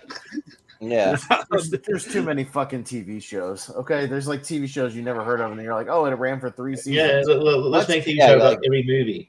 Yeah. Oh, yeah. I mean, it's one of those ones like if it only lasted 1 season, I could understand why I never heard of it. The fact that it lasts 4 seasons is one that probably would have come across at some stage. But but then again, a lot of TV shows that air in America barely make it over to here, if it. Because I mean, sometimes it could take a year before something comes up. Anyway, I thought it'd be a tangent there, but I'm pretty sure I've seen Vicky Cristina Barcelona at one stage. Do plan on doing that a rewatch, giving that a rewatch. But also don't like Couples Retreat. I'm gonna go Vicky Cristina Barcelona because why not? Yeah, sure. And Steven says that he hasn't seen Couples Retreat, but Vicky Cristina Barcelona is boring, which that's what the trailers look like. They look boring. But Ross. I haven't seen either of these, but Vicky Cristina Barcelona, I've seen that one scene that everyone talks about. So I'm gonna go to Vicky Cristina Barcelona. Yeah. You ever seen what I'm talking about, Jordan? No. Scarlett Johansson and Penelope Cruz make out. Oh, okay. That's what it is, huh? Can I change my vote? No, just kidding. Yeah, right. That's you should just YouTube that scene and skip the movie, though. Yeah, right. Yep, exactly. But Brian. Yeah, I haven't seen Vicky Cristina Barcelona. It doesn't really appeal to me either, but I have some fun with Couples Retreat, so good comedy there, Couples Retreat. Yeah. Sounds good. So Couples Retreat. No, I mean, there used to be a time where Vince Vaughn was in everything. Like, he's not in a lot these days. He was in a lot of 2000s. Yeah. Yeah, he's slowed Used to down a be. bit. Yeah. Fire Island and Forgetting Sarah Marshall. Me, I have not seen Fire Island. I'm not a giant Forgetting Sarah Marshall fan. I think it's okay. I think it's too long. Like a lot of stuff associated with Judd Apatow. But I guess I'll still go with it here. So I'll go Forgetting Sarah Marshall for now. Yeah. So I actually really do like Forgetting Sarah Marshall, but it's kind of going down on rewatches. Like, it's really awesome the first time that I saw it, and then it kind of goes down for me. I haven't seen Fire Island because Bowen Yang just annoys the hell out of me. Like, if we talk about actors that can't stand for a podcast, he would have been one of my honorable mentions because he's just like, I mean, I have nothing against gay people, but some of them are a little like in your face about it, and that's kind of like how he is. So yeah, but and I don't really find him that funny either. But and I'll go with Forgetting Sarah Marshall. So. Malcolm, what do you think? Yeah, I haven't seen Fire Island. I remember seeing it pop up on Disney Plus at one stage for me, but it's like, I watched it eventually. It wasn't one of the things that was removed, so I can still watch it eventually. But yeah, I just like Austin. I'm not that big on Forgetting Sarah Marshall, but I'm still going to vote for it here. Well, just go watch the Fire Island documentary about that like concert that never happened or whatever. Firefest. Yeah. Well, there's two, but yeah. The Firefest documentary on Netflix is amazing. Yeah. It's good stuff. But Ross, what do you say? I'm gonna go with I love Forgetting Sarah Marshall. I'd never seen Fire Island, so Forgetting Sarah Marshall it is. Yeah. Brian. Yeah, I haven't seen Fire Island either. It's on Disney Plus for me as well. But I have some good laughs with Forgetting Sarah Marshall. Quite enjoyed Bill Hader as JC, his brother. Has some good comedic moments, and the whole Dracula scene at the end is really good. So Forgetting Sarah Marshall. Yeah. It's like it's hard to look at Russell Brand ever the same ever since his podcast. so yeah, but Richie, what do you say? Yeah, I'll defend Bohemian Yang a bit. He's initially from Brisbane, Australia, so there you go. Oh, nice. Yeah, so he's from where I'm from. Not that I know him or anything. But I like Forgetting Sarah Marshall fine. But yeah, this is I don't know, it hasn't aged well in terms of like, remember when people liked Russell Brand and he wasn't that crazy, and now he was still, he could still be considered like out there and annoying, but my God, he's turned that up to 11. But I like it fine. I think it's really good, and the writing is really good, and again, probably suffers from a lot of the Judd Apatow things where it's overly long, but I liked it enough here. So I'll go for Forgetting Sarah Marshall. I haven't seen Fire Island. Yeah, and Steven also a fan of Forgetting Sarah Marshall. Yeah, people used to like Russell Brand. Yeah. Yeah, people did more than. I mean, I feel like people did more than do now. I mean, probably a lot of conspiracy theorists, right? It's probably like him now, but yeah. Anyway, well, my mom listens to him, but she doesn't really like agree with him, so it's kind of weird that she listens to him on a regular basis. Like he's like, yeah, I just like to hear what kind of crazy things he has to say or whatever. I'm like, okay. But Jordan, Midsommar, and a Goofy movie. Yeah, this one's could be tough if I was a teenager, but I've kind of grown out of a Goofy movie. I just like the Powerline stuff. I have a Powerline shirt, but I mean the rest of it's kind of like, it's like, why can't Goofy and his son just get along? It's like, Max, just go make your dad happy. Just go on a camping trip, or the other way around. Just like maybe take your son camping next weekend, and like don't drag him to some he has to miss a concert for, or like whatever, like things he has going on. I don't know. It's kind of weird, but Midsommar's great. Like it's literally hard to find a flaw with that movie. It's a really great creepy cult movie, and yeah, it starts out as a vacation and goes like totally haywire. So yeah, I'll go Midsommar. Malcolm, what do you say? Yeah, I haven't seen a Goofy movie in ages. It's a really good animated movie. But yeah, Midsommar is the best Ari Aster movie. And it's really good. So I'm gonna go Midsommar. Yeah.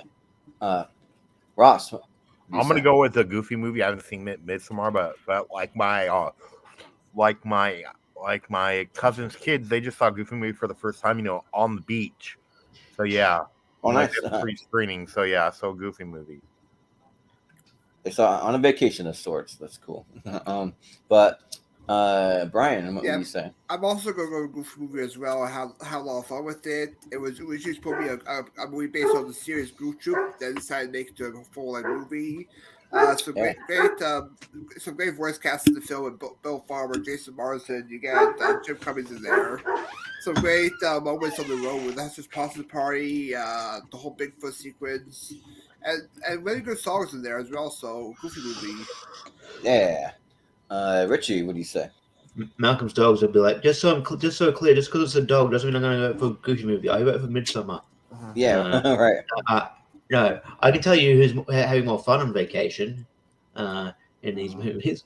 But I would say, I don't know. A Goofy movie was cool. Again, I don't know. I'm not trying to be kind of, elitist or whatever, but I don't know. It's just my kind of take. I feel like Goofy movie was cool when I was, teenager or kid. You know what I mean? Yeah. And now it's fine. And Midsommar is a great Ari Aster movie. We literally had this debate on Battleground, Malcolm. The best Ari Aster movie is the greatest A24 and best Ari Aster film is Hereditary, and I beat you on that question. So anyway, it's debatable. But yeah, anyway, Midsommar. But yeah, what kind of animal is Goofy? Like, it's supposed to be a dog or like a dog? Which is weird because then there's Pluto, and Pluto's more of a dog than Goofy. So I don't know. but Austin, yeah, I gotta go Midsommar. I watched a Goofy movie for that '90s tour record we did because I hadn't seen it in ages, and it just doesn't do anything for me. I didn't grow up with it. I didn't even think the Powerline song was any good. I thought that song was shit. It did nothing for me personally. But yeah. So Jordan, Jordan, like, what do you think about speaking of Ari Aster? What do you think about Beau is Afraid? I actually surprisingly liked it. Like, I didn't think that I was. Me and Austin were like sort of opposite. He liked the first half. I liked the second half, and I really liked the stuff when he's walking through the woods and all that stuff. I hated all that wood shit in that movie. That stuff went way too long. Nothing. But it's like how like the play just really paralyzed his whole story kind of thing. Perfect Getaway and The Way Back. Ooh, dang. Yeah, I don't know what a perfect getaway is. That's sad. You should put. You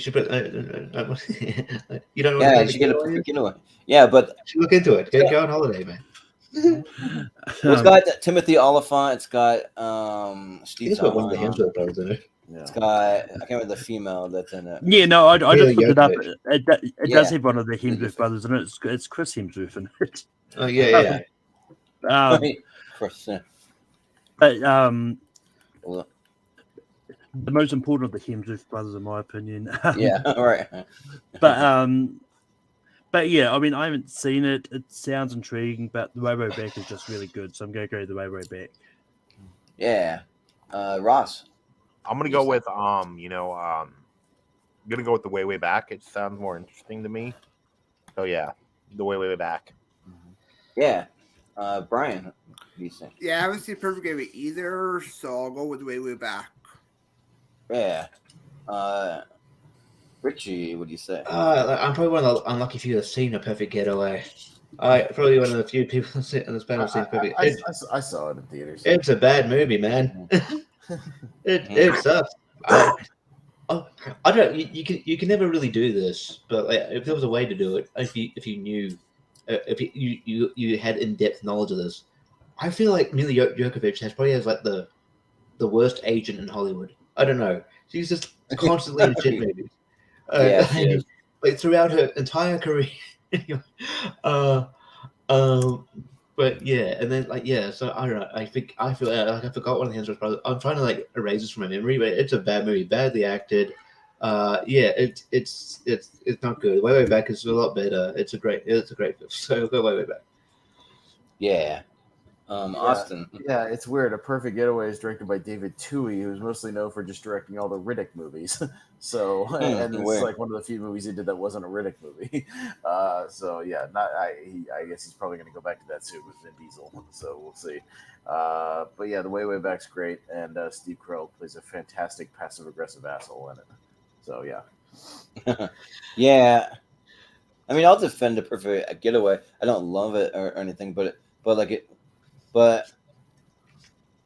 I'm a fan of Steve Zahn and Timothy Olyphant, but like yeah, like Steve Zahn and Mila Jovovich are on a vacation and like a tropical kind of paradise place, and then they like go exploring and run into Timothy Olyphant and I can't remember who he's with. It's another girl, but everything goes horribly awry when they meet those two. I'll just say that. But the Way Back's awesome. Yeah, like I actually saw this movie twice in theaters, and yeah, Steve Carell's great in it. Yeah, it's like one of the movies where you really hate him in it. And then Sam Rockwell's awesome in this movie, and then also the girl from Bridge to Terabithia. I always forget her name, but yeah. Rob. Sophia Robb, yeah. Yeah, Anna Sophia Robb. She's good in it too, and yeah, like I haven't seen that main kid like do much. I don't know. Maybe I'm not paying attention. I don't know, but it's a good movie. So yeah, the Way Back. Apparently, Mila Jovovich was in Dazed and Confused. Okay. Yeah, and then like her daughter was in one of the worst movies of the year, and that's Peter Pan and Wendy. Oh yeah. Well, Malcolm likes that movie. Ross, you'll be up first for Eurotrip and Hotel Transylvania 3. Eurotrip is pretty fun. I never bothered with the Hotel Transylvania movie, so I'm gonna go with Eurotrip. It's fun. It's really fun. Well, I like when he's dressing up as Hitler is hilarious. So yeah, Eurotrip. Yeah. Brian, what do you say? Yeah, I've seen both of these. Hotel Transylvania 3 is good. Good said like a cruise this time. But I just saw your tour for the first time a few weeks ago, and it's a lot of fun. A lot of good laughs in there. The whole Sky to the Nose sequence about David is great. So yeah, it's awesome. Yep.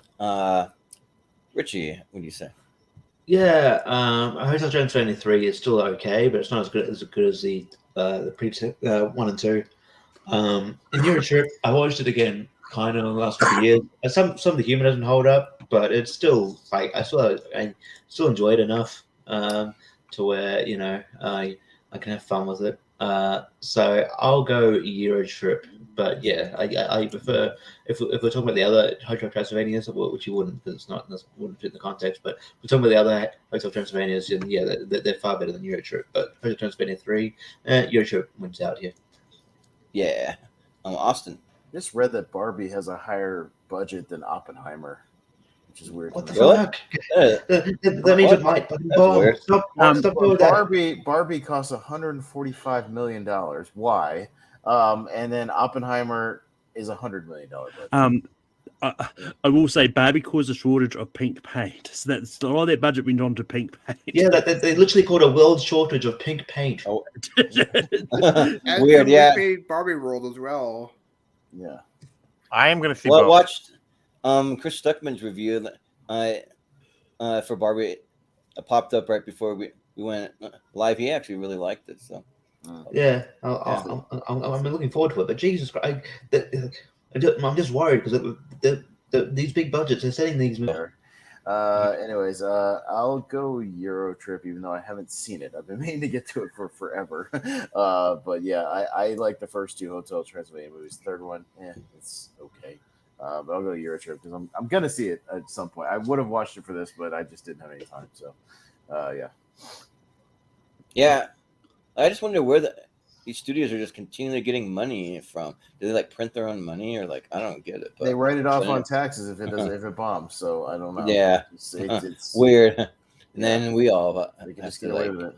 Pay for part of it. but Yeah, Euro trips a lot of fun. Like Scotty doesn't know that Fiona and me do it in her van every Sunday. Like it's a fun song, and like having Matt Damon in there, and then some of the humor is all right. Like I like when Fred Armisen shows up, like when they're on the train. He's like a creepy guy that's like keeps scooting closer to them in the train, where he's like Scoozy. Yeah. So I think that it's fun. And the Hotel Transylvania movies are actually good too. I do like them, but yeah, I'm kind of like along the lines of Richie, where like maybe if it was 1 and even 2, like that might win up, but the third one, I think that Euro Trip might squeak by. So I'll go Euro Trip. Malcolm, what do you say? I mean, in defense of Barbie, like it's not as bad of a budget as what the last 3 big Disney movies were. So, yeah, not even close. So I think it's about half the budget of Mission Impossible Dead Reckoning. So yeah, but anyway, like, but that movie's gonna make money. So I mean, my prediction. Well, I mean. Yeah. Anyway, I haven't seen Eurotrip in a while. I remember thinking it was fine when I watched it. I haven't been meaning on getting around to rewatching it eventually, but I don't hate it. I think Hotel Transylvania 3 is decent, so I'm going to go Hotel Transylvania 3. Yeah. Let's say another Adam Sandler movie. What do we have? Like 6 so far? Jesus Christ. Yeah. Yeah. He loves those vacations. The Trip with Steve Coogan and Wine Country. All right. Brian. At least I think it was this one. When Jordan sent me the list, there's about 5 movies. I went first for the last round. So I assumed I think it's that one. Yeah. I assumed it was this one based on my research, but Jordan was not very specific when he sent me the list. I think it's that one. I mean, I'm not even 100% sure. Yeah, I'll get to it. I know why. Yeah, showed up on some lists. Yeah. So. Yeah. Yeah, I think it's Richie first guy went last of the previous round for Tasmania. Brian, you're first, Brian. Okay. Let's see. Haven't seen either of these, but the Trip sounds pretty quirky, so the Trip. Yeah. I haven't seen Wine Country, haven't heard of it, but the Trip, it's not. I don't know. Like, it's not like for everybody. I don't know if like you like maybe you if you haven't seen it. I don't know if you'd like it because like it would Austin or because it's like it's not particularly like. It doesn't have much of a plot necessarily. It's Steve Coogan and Rob Brydon, who are really good friends in real life, and they're just playing themselves and just sort of joking around. It has like sort of a thin plot laced in together, but yeah, it's just them, just kind of trekking around. Can't remember where they are in this one, but around the place. But yeah, there's sequels. There's like Trip to Spain, a trip to I think Italy. I can't. There's about 3 or 4 of them. This is fun. I think there's like things in this movie where they have like a Michael Caine off where they do their Michael Caine impressions, and they're both pretty good at it. There's entertainment there, but it's not really your typical movie. So maybe go into that thinking with that expectation. It's sort of more like a documentary thing. It's just like following this camera following these two around where there's a thinly veiled plot, kind of fixed in between there. But yeah, so I'll go the Trip. Austin. Yeah, I haven't seen either one of these. Again, I have kind of an allergy to Netflix movies, so I'll probably go with the Trip just because I do like Steve Coogan, and I don't know, I don't mind quirky, weird, non-plot movies occasionally, so that's fine. But I'll go with the Trip. Yeah, I'm sort of the same way. Like I don't really have very many Netflix movies that I really like. Like I would give them a chance. Most of them disappoint. So I don't know. But and then also in the chat, Steven was just pointing out David Twokey directed Below and The Arrival, I guess. And then he wrote The Fugitive and Waterworld. So he was mostly a writer. He just got obsessed with the Riddick stuff with yeah. but yeah, I feel like Wine Country was just an excuse for like Tina Fey and Amy Poehler and Maya Rudolph. They're all friends. Just an excuse for them to like make a movie together. Kind of like I don't know. It's not one that really appeals to me. It's like a girl's trip to wine country. I'm kind of like whatever. And the trip I don't really know anything about. So I mean, funny enough, even though I don't really care that much about it, Amy Poehler and Tina Fey are always great together. They have a good chemistry. So and. Also throwing Rachel Dratch too. She's funny, so I'll go wine country. Yeah. Malcolm. So yeah. So the trip is actually technically not a movie. It's not. It's hard. It's not really. It's because basically the movie is actually the TV series edited into a movie. That's essentially what it is. So really. Yeah, so it's one of those tricky ones, like, and I mean, I don't know, it probably works better as a TV series, which is why, like Richie said, like he had like there's really not a lot of plot in there. It was like maybe it works better in the TV series format. I don't know. I haven't seen it, but he did the same for the sequels as well. It was like there's the trip to Italy, trip to Spain, and trip to Greece. Like all three of them is the same. They're all the TV series edited into as a movie format. Yeah. Okay. But I actually quite like Wine Country. I think it's a lot of fun. You might like it, Jordan. I don't know, but it's it's like it was an Amy Poehler directed movie. So I mean, So I'm gonna go Wine Country on this. So. Yeah, I feel like the trip was one of those movies that was like more widely known and like seen overseas than the U.S. Like it's mostly UK. Mostly UK, but and maybe here in New Zealand because we share a lot of the same TV shows in Australia. Yeah. Well, Ross, the trip sounds more interesting, and I'm a Steve Coogan guy too. So yeah, it's the trip. Yeah. Well, that TV show will move on. All right. So right. Probably not very far. What about Bob? Which I just had some fun and put the since we've seen it a lot, the Spanish poster on there. The Spanish poster. Good enough, Bob. Or actually, that might be the French poster. Actually. Yeah, that's French.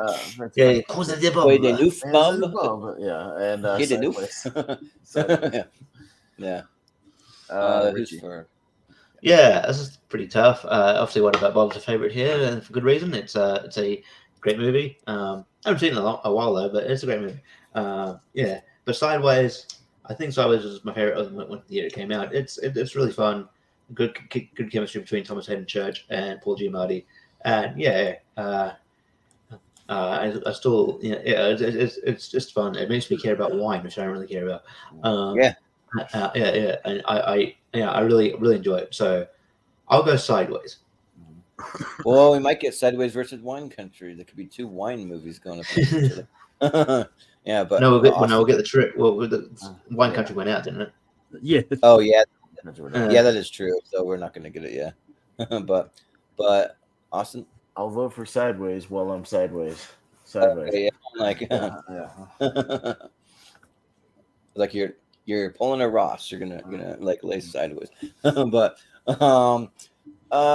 this one's tough because I was pretty late to Sideways, but that movie is really good. Like it might be like maybe my favorite Paul Giamatti performance. There's a couple in there, but at least for like a leading role for him, like it's probably my favorite. And then Thomas Hayden Church is really funny in it. I even like Sandra Oh and Virginia Madsen in it.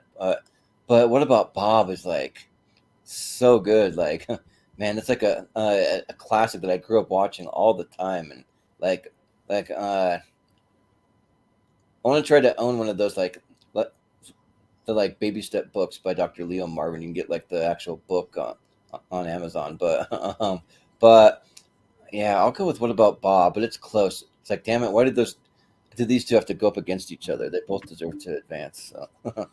But Malcolm, I haven't seen Sideways. It's been one I've always been meaning to actually watch. I've heard a lot of good stuff about it, but But it's been also on set, but I remember loving What About Bob, so I'm going to go What About Bob. Just say that this corn I had tonight was hand shucked. If you know that scene, What About Bob? He's like, man, this corn is good. Is this hand shucked? It's like, how else do you shuck corn? Like, it's hand shucked. Yeah. but Ross, what do you say? I'm gonna go with What About Bob? I do love Sideways because of MC Gainey. But like, What About Bob is just hilarious, Like, and plus, like, as an adult too, it's actually, as an adult, I've heard it's actually a horror film too, because like you won't leave. Oh yeah. It gets dark near the end where he tries to kidnap him and like blow him up or something. But Brian, what do you say? Yeah, I had to agree with Malcolm. I haven't seen Sideways either. I do love What About Bob, so I'm going to go with that one. Yeah. And I'm excited for the new Paul Giamatti movie coming out this year, The Holdovers. Oh, it looks really good. And it looks like Jordan might like it too. Yeah. So it's going to be Kate. Yeah. Kate did this one. God. Yeah, so there's the other Ashton Kutcher movie. Just Battle of Married Jays. and Johnson Family Vacation. I figured it was this one. Yeah, I never saw Johnson Family Vacation because it was in that glut of like that and like the Ice Cube terrible movies that he was making and like just all these bad like Are we done family yet and all movies. that? Yeah, Are we there yet? And I was just like, ugh.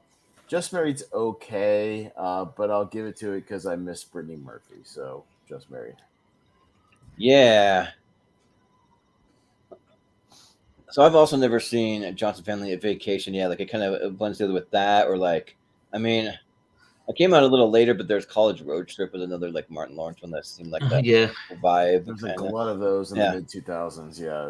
It was, but Just Married, like I think that it's decent. I think that it's definitely better than what happens in Vegas because they're like on a honeymoon and then everything goes awry. Whether Just Married because they're the same movie.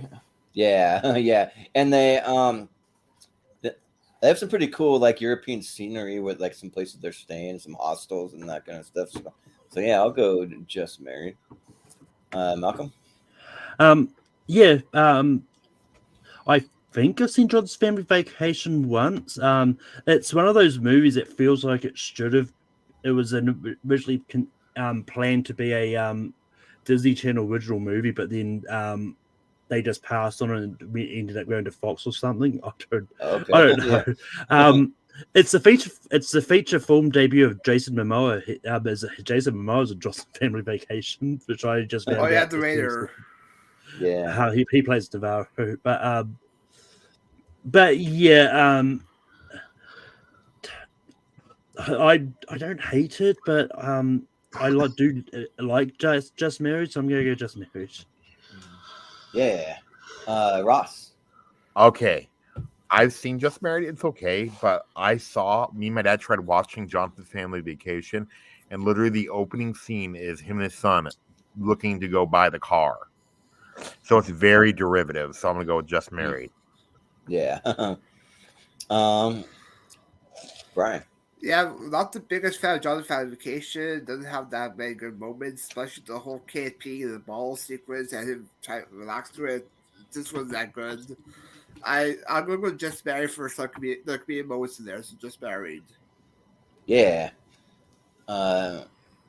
Richie, what do you say? Yeah, I remember liking Just Married. I think it was pretty good. I think that unlike What Happens in Vegas, I think Ashton Kutcher and Brittany Murphy actually had good chemistry here, and it worked. So I think the comedy kind of worked. And yeah, like while not spectacular, I think it was really good. And yeah, I miss Brittany Murphy a lot. I think she's really talented.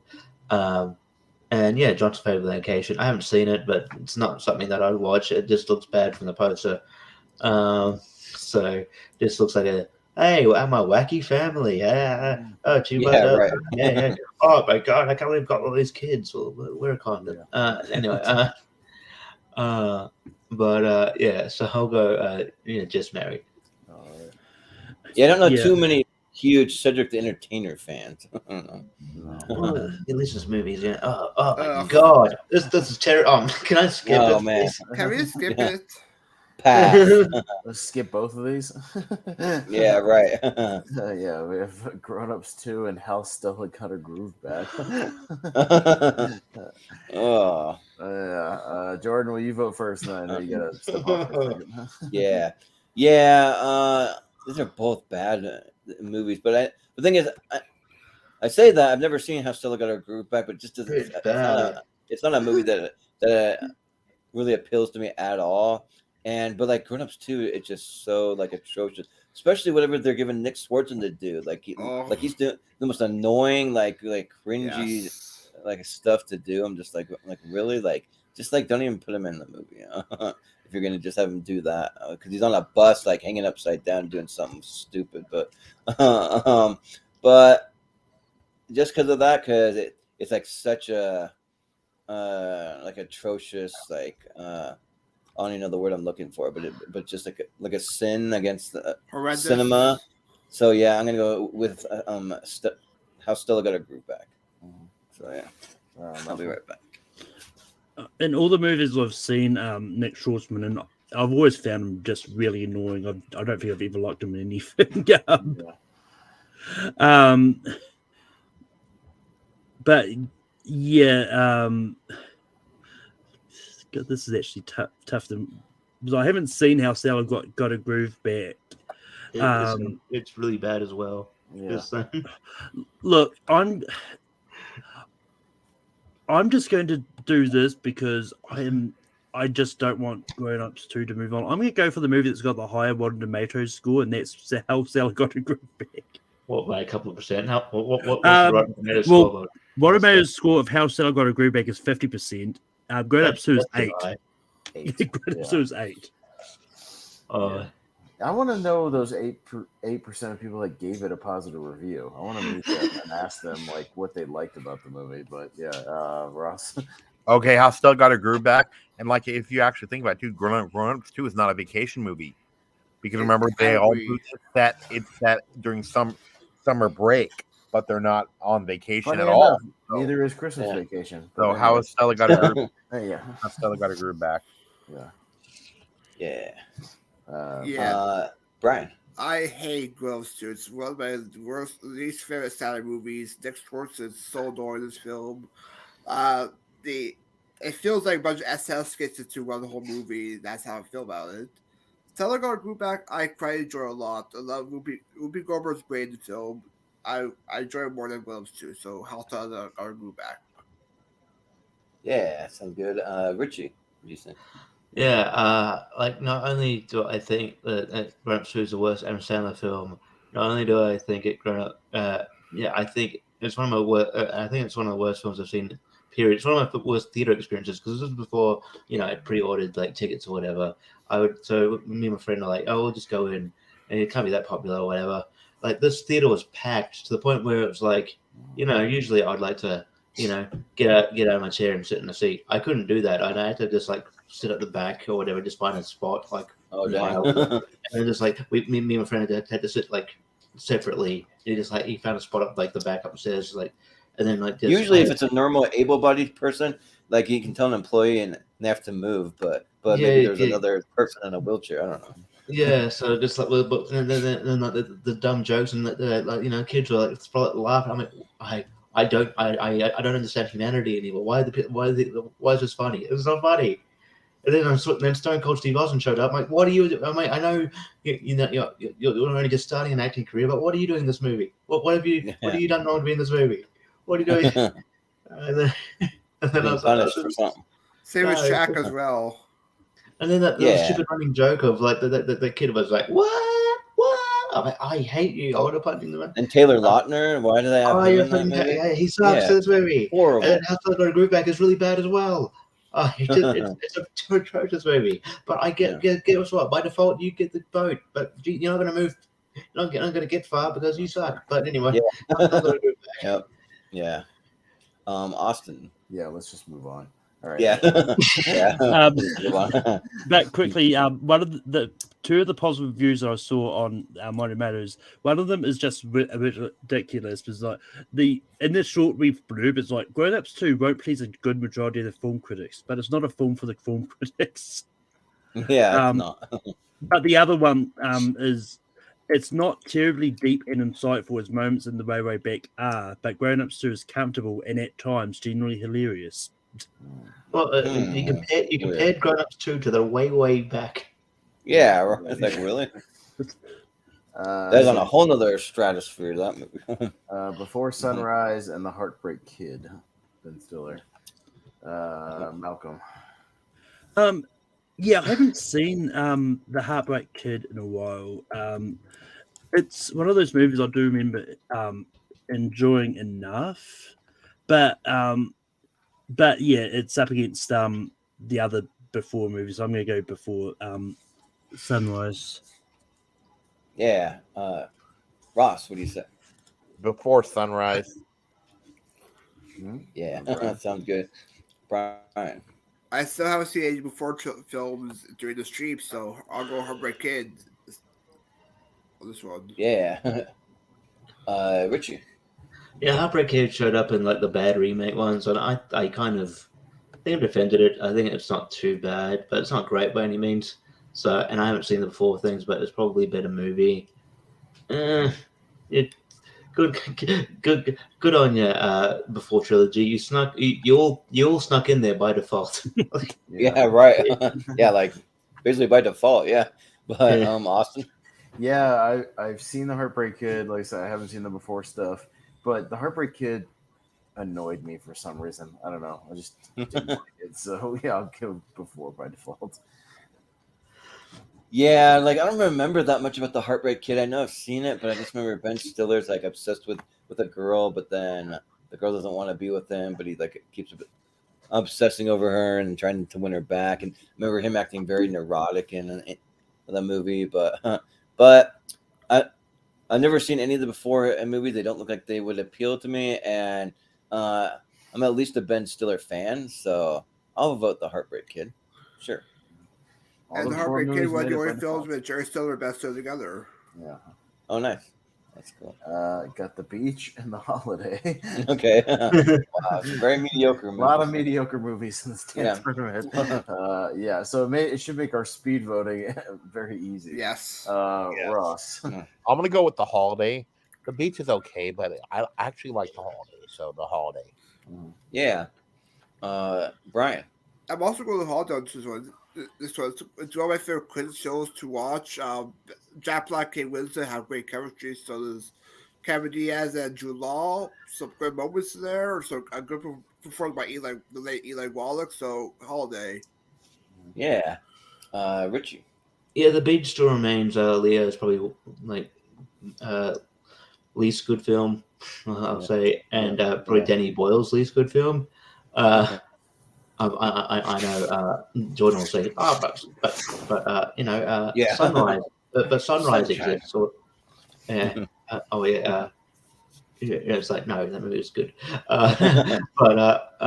Yeah, but like The Holiday's charming. I like Kate Winslet and Jack Black's chemistry. I think it was you also said that Jack Black forgot he made this film. Yeah, there's an interview out there you can find it where somebody was like, well, you're no stranger to like Christmas movies or something like that. And he's like, what Christmas movie was I in? And they're like, The Holiday. He's like, oh yeah, I forgot I was in that. Yeah, these are main dudes. And it's probably the best part of the movie. Yeah, but yeah, and like, yeah, so it's a charming movie. Yeah, it's better than The Beach. Yeah, like, so yeah, I'll go The Holiday. It's the same as yeah. Well, I was gonna just say there's a few actors that forgot they're in movies, but the Jack Black one's probably more egregious. Like Gwyneth Paltrow forgot she was in some of the Avengers movies and stuff. It's like, no, like we filmed them back to back, kind of some of the scenes and stuff. Yeah. Randall Park forgot he was on The Office in that opening where he played Asian Jim, and he forgot about that. So, wow. Yeah, I'll go The Holiday. The Beach is not good. Yeah, I own it on DVD because I wanted to watch it for our Leo stuff, but yeah, it's not great. I mean, he's fine in it. He's not the problem in the movie. It's just that movie's boring. So, The Holiday. Yeah, the Beach is just boring. Yeah, it's just not good. But The Holiday is fun. Like I remember the first time that I watched it, like I watched it with like this girl who was like weirdly obsessed with this movie because a scene where like have to be getting like the guy Kate Winslet's with she finds out that he's cheating on her and like she's just so sad, she's just crying and crying. The girl that I was with was like sobbing and like at that part, and I just like whoa, just settle down. It's not like that sad. I mean, it's sad, but it's not like she was like sobbing, and I'm like, okay, like that's a little much. Like I felt like she was being theatrical or something, but like both couples have good chemistry, and I think it's a cool little idea that they like swap places like that. So yeah, I'll go with The Holiday. Yeah. Malcolm. Your mic's off. Yeah, mic muted.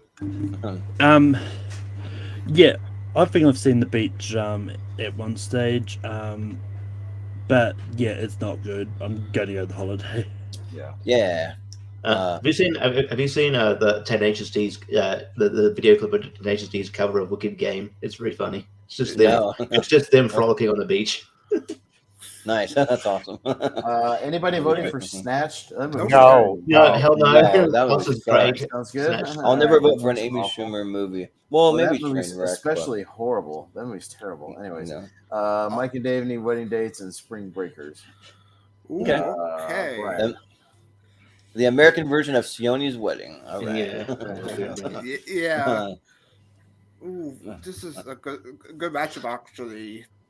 I'll go with Spring Breakers based on the poster. Okay. Yeah, sure. Richie.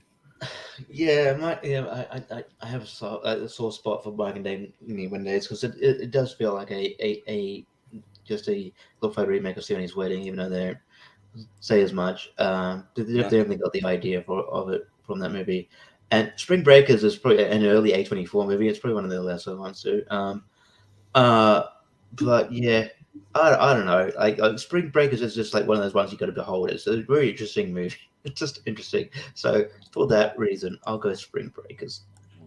Yeah, Austin. Yeah, it's this one's tougher than you might think. But I might go with Mike and Dave just because it stars my two future wives, Aubrey Plaza and Anna Kendrick. So yeah. It's not bad if you were in a we're gonna have a nice poly relationship, all three of us. Yeah, right. Yeah, have a throuple or whatever. But yeah. So I'm a huge Aubrey Plaza fan, and I do really like Anna Kendrick too. But I just think that the overall movie, I think Spring Breakers was a little better to me. Like I had more fun with it. I thought it was kind of a fun time. And Mike and Dave was like for an overall movie, not that great. So I'll go with Spring Breakers.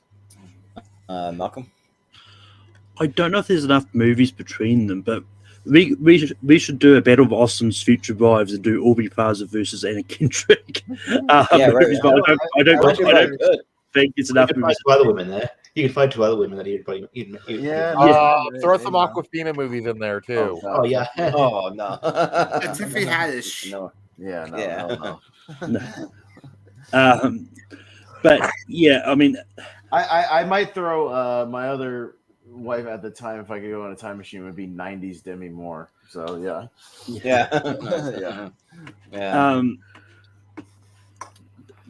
But yeah, like for being an American remake of Sione's Wedding, Mike and Dave Need Wedding Dates isn't horrible. But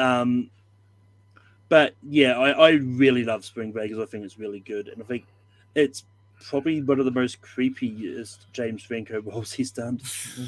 Yeah, if you believe that rumors true to form. Yeah, right. True to him. Yeah, true to his real life, sort of. But Ross, what do you say? I'm gonna go with Mike and Dave. It's actually pretty funny, you know. I never saw Spring Breakers, but you know, I want to see Mike and Dave again. I might watch it, you know, after the stream if I'm not too tired. But yeah, Mike and Dave is pretty funny actually. I like the scene with Camille Nanjiani on the swing. Oh yeah, I forgot he was even in that. Yeah. Yeah. So yeah, Mike and Dave. What did Malcolm vote for again? What? Spring Breakers. Okay, just checking. I forgot for a second. Yeah. All right, and that's it. Okay, that's it. All right, let's speed it up and let's get this done. This should be fairly easy because some movies that we hadn't even seen come through, so this should be Yeah. We'll All the speed it up Sunset here. movies somehow. Yeah, right. All right, so scroll out just a tad, like Father and European Vacation. Start with Richie. European Vacation. Yeah, I'll go European Vacation. Oh man, it's like tougher than you would think because I think European Vacation is kind of like a travesty for a National Lampoon's movie, but I'll still go European Vacation. Sure. Malcolm. I'm gonna go like Father. Yeah. Ross. European Vacation. And Brian. European Vacation. Okay. Yeah. All right. 6 Days, 7 Nights, and Mr. Bean's Holiday. Me, I'll go Mr. Bean. Yeah, I've never seen 6 Days, 7 Nights, so I got to go Mr. Bean. Okay. Malcolm? I think I've seen 6 Days, 7 Nights once, but I'm going to go Mr. Bean's Holiday. Yeah. Ross? Mr. Bean's Holiday, because it's been since 1998 that I saw 6 Days, 7 Nights. Yeah. Brian? Mr. Bean's Holiday. Yeah. And Richie? Bean. Mr. Bean. Yeah. Yeah. Mr. Bean's Holiday up against in the The first Great round? Outdoors. The Great Outdoors. Yeah, the Great Outdoors. And I'm gonna surprised cause you they a beat it. little random when we get to it, Malcolm. I know we got a Mr. Bean on the docket. I think I signed up for that one. I'm not sure. Grown-ups and Oh, come on. Vacation. Anybody voting for Grown-ups? Or- No. Vacation. No. That's what we All right, want. Vacation, the clear winner that should probably win this tournament. Anyways, Palm Springs and Christmas Vacation. Jordan. Man, this one's tough. Why is the speed run like tougher than I thought? Yeah, you know what? Like, I mean, I still will like fight because the word vacation's in Christmas Vacation, but you are kind of right. They're not like on a vacation. Like, I'll even concede that. So I'll go with Palm Springs. So Malcolm. Yeah, that's going to be my logic, Palm Springs, because you're not on vacation. Yeah, I thought it was good enough to use it for the thumbnail too. So, but Ross. I want a vacation versus vacation, so Christmas Vacation. Yeah. Brian. I had to also this one, Christmas Vacation. Yeah. Richie. Palm Springs. And Austin. Palm Springs. Yeah. You can still get Palm it Springs. with European Vacation versus regular vacation. Yeah. Before Midnight and Vacation Friends. Malcolm. These matchups, even in the second round, are like, ooh. Yeah. I mean, I like Vacation Friends, but it's not Before Midnight. Okay. Yeah. Ross. I'm gonna go with Before Midnight. You know, Vacation Friends just looked pretty bad to me from the trailer. You know, I don't like the comedies where like somebody's purposely annoying somebody. You know, so Before Midnight. Yeah. Brian. Still haven't seen it before movie through the stream, so Vacation Friends. Yeah. Richie. The one no one's seen, but it's getting a sequel, Vacation Friends. Yeah. Austin. I don't know. Before Midnight? I haven't seen either one, so whatever. Yeah. Jordan. Oh, I haven't seen either one, but I hadn't even heard of Vacation Friends until I started doing research. I'm like that was a comedy that came out. But went straight to, I think it was Hulu for you guys, Disney Plus, Yes. outside. Yeah. Yes. okay, yeah, but it seems way more interesting than Before Midnight to me. So I'll go with Vacation Friends. All right. Ty to Richie. See, I wasn't even that confident on Vacation Friends as well, so I'll go Before Midnight. I'm doing my vote already. Okay. Okay. Yeah, this is the easy tournament to flip flop your vote. Yeah. Summer Rental and The Impossible. Ross. The Impossible. Okay. Brian. Haven't seen Impossible, so I'll go with Summer Rental. Yeah. Richie. The Impossible. Austin. The Impossible. Yeah, The Impossible. That's Tom Holland, right? Yeah. And it's really good. So how about that? I mean, if it was The Impossible up against Eat, Pray, Love, it would have been a harder decision for me, but it's not. So Yeah, we just weren't. really into that type of movie. So, Hangover and Before Sunset. Brian. Hangover. Okay. Yep. Richie. Hangover. Austin. Hangover. Yeah, this time I'll give some credit to the Hangover. Malcolm. I like The Hangover, but Before Sunset. Yeah. Ross. The Hangover. Okay. The Hangover. All right, and Spider-Man: Far From Home and No Escape. Richie.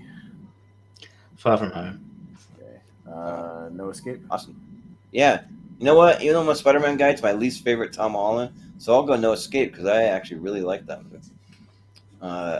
Malcolm. Still haven't seen No Escape, Far From Home. Yeah. Ross. Far From Home. Yep. And Brian. Spidey. Yep. All right. That's that side. Jump to the other side. All right. Second here. Okay, so Home Alone 2, just go with it. Me, I guess Home Alone 2, but I'm kind of tired of looking at it, to be honest. I like it. Tired of looking at Macaulay Culkin's face right there. Yeah, I'll go Home Alone 2 easily. Yeah. Malcolm? Just go with it. Yeah. Ross?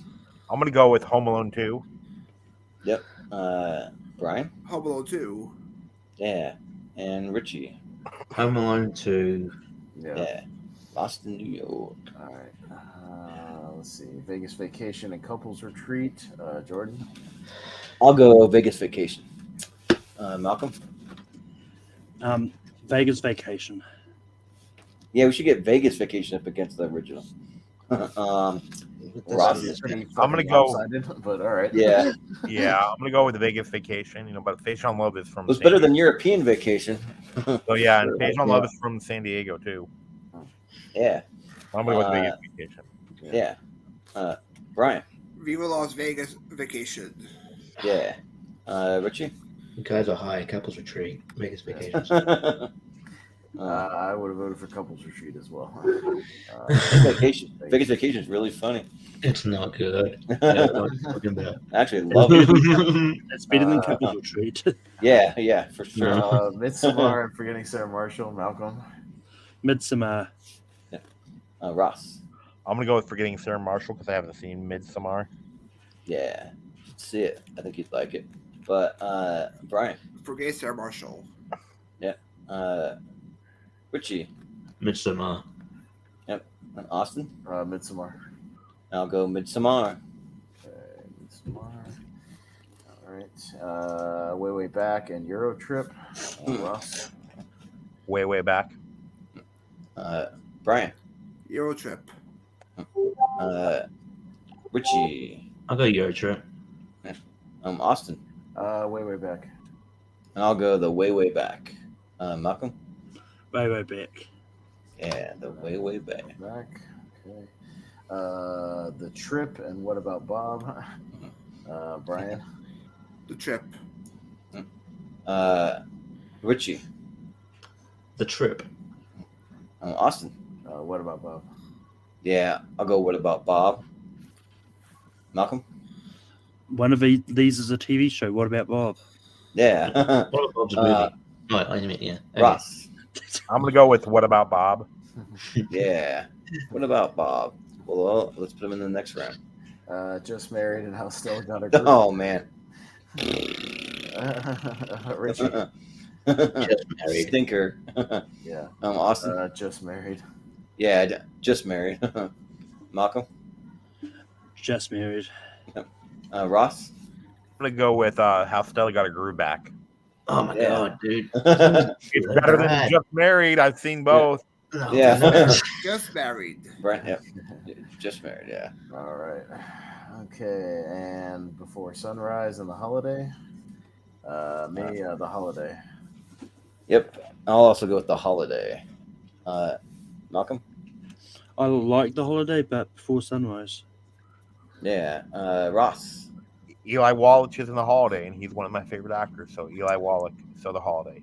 Yeah. Brian. Well, at least had Jack Black in it. The Holiday.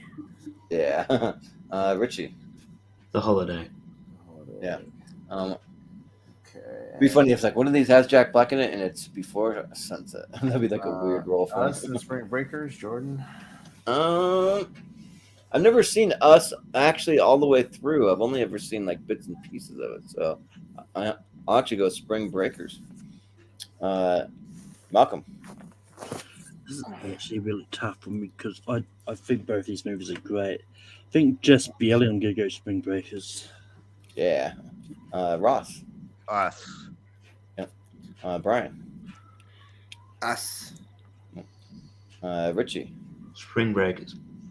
Ooh, and Austin. Spring Breakers. Oh, yeah, dude. Too. No, like Jack Black, like showing up in the After series would not be that weird because he has worked with Richard Linklater before. So. Oh yeah, School Rock. Yeah. All right, so That's true. We're getting to the Elite Eight here. Yeah. So get down. Yeah, the winners here will be in the Elite Eight. The poll in our Schmodown Friends and Family group on Facebook. I'm behind on our polls. I gotta get caught up. That's my bad. Yeah. We're only behind by like one episode, so it's all right. Yeah. Malcolm, Mr. Bean's Holiday and European Vacation. Yeah, Holiday in Europe. Yeah. I haven't seen European Vacation, Mr. Bean's Holiday. Yeah. Ross. European Vacation because I want to cause chaos. Sure. Brian. Yeah, as much as I love European Vacation, I do enjoy Mr. Bean's Holiday more. So Mr. Bean's Holiday. Yeah. Richie. Jesus. They're both on par for me, kind of. Fuck it. I'll go with nostalgia and go Mr. Bean's Holiday. Austin. Mr. Bean. Yeah, I'll go with Mr. Bean's Holiday. All right. Well, we're not going to. What's the other Mr. Bean movie here? No. No. Wait, was it? No, not really. No. I get no. Because he's not like. I guess he's on, but I don't know. Yeah, I mean, it's arguably could have been here, but yeah. Because that one is a better movie. Arguably. That was a better movie, I think. Vacation in Palm Springs. Russ. Vacation. Yep. Brian. Yeah, Vacation. Me, all the cast members next month at the convention. So Vacation. Nice. That's awesome. Richie. Vacation. Yep. Austin. The movie I think should win this whole thing. Vacation. Yeah, I'll go with Vacation. Yeah. Malcolm. I would have gone Palm Springs. I like Vacation, but I think Palm Springs was better. So yeah. Yeah.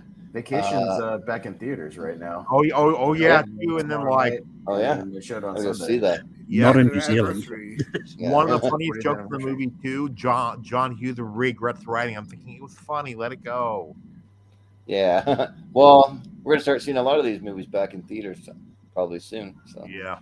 Before Midnight and The Impossible. Brian. The Impossible. Yep. Richie. The Impossible. Austin. The Impossible. Yep. The Impossible. Malcolm. I don't hate The Impossible going through. I would have gone before Midnight. Yeah. Ross. The Impossible. Yeah. All right. The Impossible. Hang on a second. Just writing them down. Okay. I gotta finish my rewatch of The Impossible after this. Hangover and Spider-Man: Far From Home. Richie. Hangover. Yeah, Hangover. I didn't vote for it last time, but I'll vote for Far From Home. Malcolm. Yeah, I do like the Hangover. Actually, yeah, I'll go with Hangover. Yeah. Ross. Hangover. Yep. And Brian. Hangover. Ooh, all right. Hangover. Okay. Hangover. All right. Other side. Hangover. We've got Home Alone 2 and Vegas Vacation. Oh my God, it's still gonna go. I mean, it's. No. Yeah. I don't know. Just because I haven't seen Vegas, I guess by default Home Alone 2. Yeah. You may like it. I don't know, but I'll vote for Home Alone 2. Yeah. Malcolm. Home Alone 2's already won a tournament. Vegas Vacation. Yeah. It has. What tournament did it win? I didn't win any one. And they're all tournament. For the head. Yeah. I'm still going to Vegas vacation though because. Okay. Sure. But yeah, Ross. Home Alone 2. Yeah. Brian. Yeah, Home Alone 2 deserves to win a tournament, so Home Alone 2. Yeah. It's not going to win this tournament. Home Alone 2.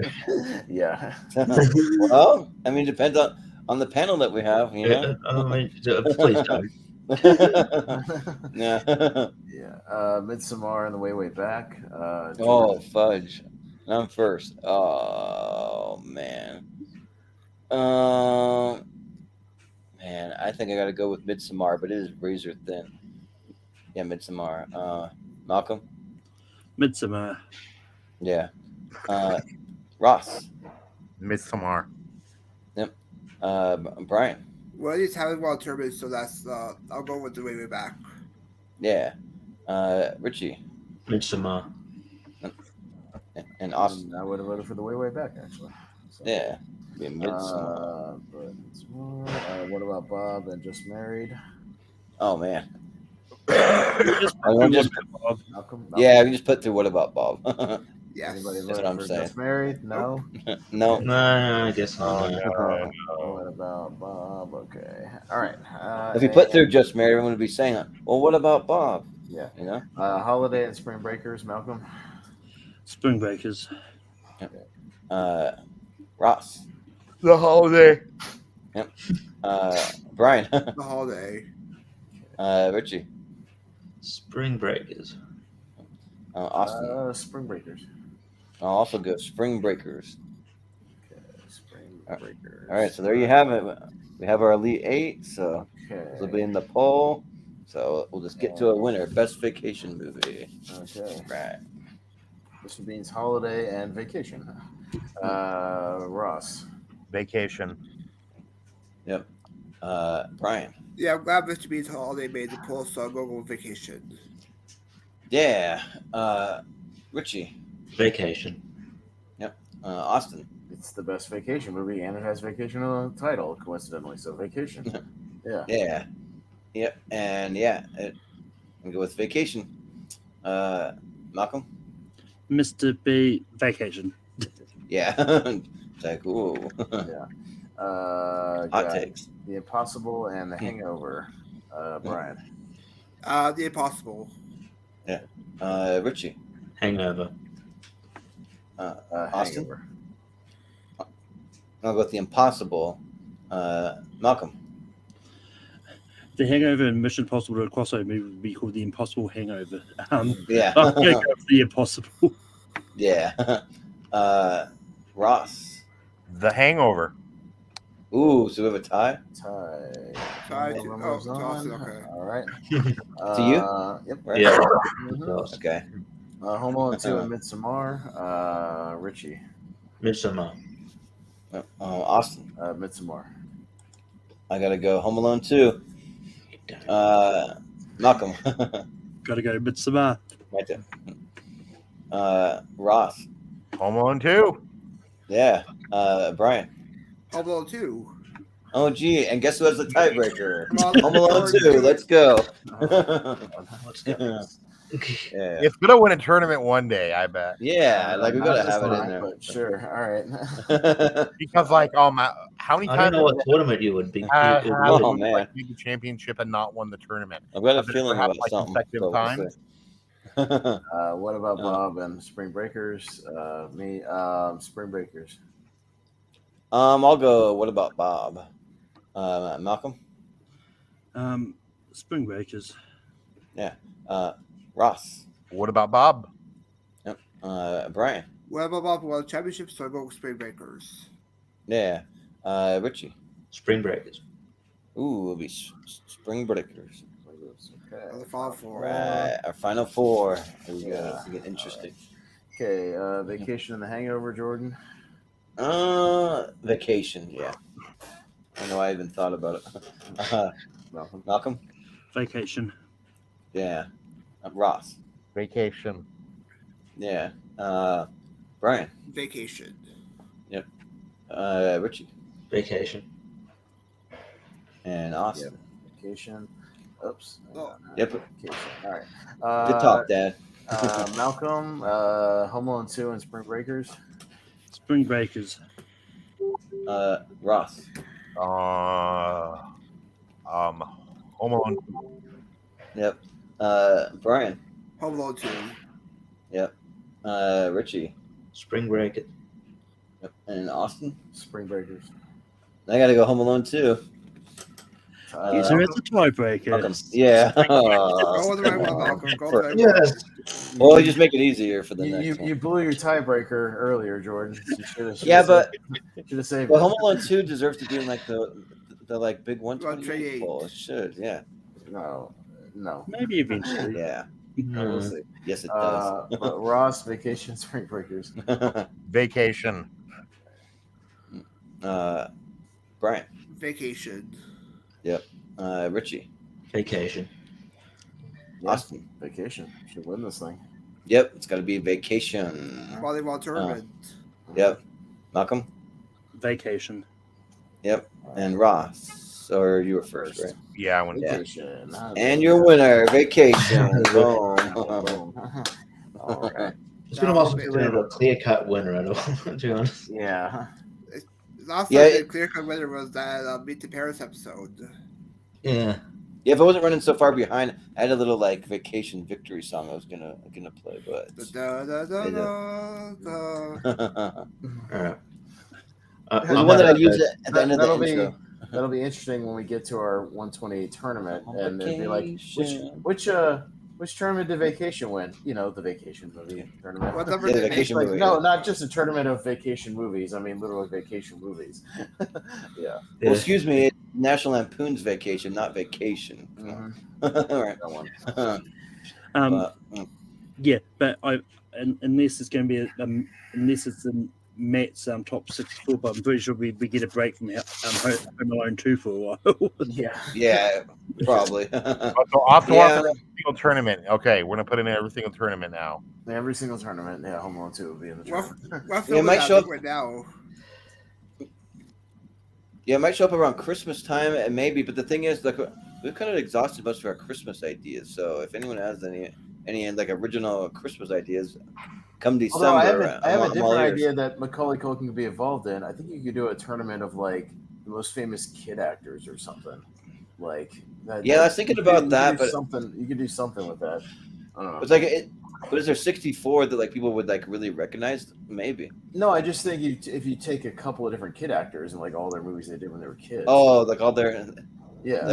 Just Like take, just Macaulay Culkin's career like up full. until he like semi-retired, and like some other kid actor up until they retired. You know, Well, like people forget what kid actors like Josh Brolin or something. Yeah, or like Dakota Fanning or like Abigail Breslin. Corey Feldman, or stuff like that. Yeah, I don't know. We should all listen to Corey Feldman's Haley Joe Osment rap out. He made it out. Music. Yeah. Really bad music. Is it as bad as Randy Savage's rap Yeah, he has album? some weird music. Is it as bad as Macho Man's rap album? It's worse than that. Yeah.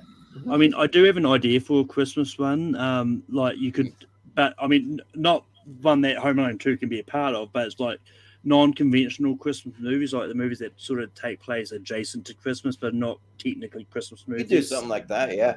There might be enough, at least for a half bracket, at least. But yeah, but no, I think. I mean, I'll have to do some research into it, but I think you could get 64 out of it. Let's go Rocky yeah, you Four. probably could. Yeah, because I mean, but Die Hard's 1 and 2, which they've both. I think they've both won tournaments, but yeah. But speaking of like child actors, like I remember seeing Corey Feldman perform some rap on like the Today Show or like something like that. I'm like, Yeah, like, what he had the a really fuck is bad this? album. And then Yeah. Anthony Fantano, that YouTube dude, he just buries it. It's funny. Anyway. Or I have like a sort of idea. You did John Williams versus Day Elvin versus Hans Zimmer film scores. Maybe. yeah. It could be a Patreon thing so you can listen to them or something. That's from Malcolm's idea too. I got 2 movies too that could be on the list. Yeah, we thought about doing that for like a Patreon, and then also we want to do best TV theme songs for a Patreon. That and we could play them, you know. So that'd be Batman cool. Returns and Hook. You guys can do too. Yeah. I mean, Yeah. from research for John Williams, you could do John Williams as an episode on his own. Oh yeah, I know, right? Yeah. about like people that you forget were kid actors. Kurt Russell should be on the list too. Yeah, I guess he was like Yeah, like way Bruce. back in the day. Yeah, but anyways, we'll wrap up the episode Can you go to me here. first? Can you go to me first, Jordan? Because I gotta go. Yeah. So, with some plugs. So, what do you have going on, Richie? Where can we find you? Yeah, you can find me doing wrestling trivia on Combat Wrestling Trivia, part of tournament there. You can find me movie trivia. Find me on JPO's channel and on here. Lonely Marks. I think Jacob Barber has got a draft for us, some sort of draft. It's gonna be interesting on Thursday. So yeah, check that out. My TV podcast will be back soon enough. Life's coming down a little bit, so we'll be back soon enough with Chopping Mall, so that'll be fun. Other than that, got a few things going on. Like my debate will be up soon enough as well, so check that out. Other than that, I'm sure I'll be back on here soon enough as well. Be all So. with me next week for the mystery tournament next week. Yeah. Like Brian knows my schedule more than I know my schedule, Right. but he keeps up with what I signed up for. So just if you want to know what I'm on, just ask Brian. Yeah, right. And all good. I'll talk to you guys later and catch you. All right. Thanks, Richie. We'll see you. Yeah. But we'll go to Malcolm. Where can we find you? Yeah, I mean, you can find me on Take Food Productions on Sunday as I host Rankum. And next week's topic is going to be a redux of top 12 Tom Cruise movies that we did back in the day. Jordan will be on that episode.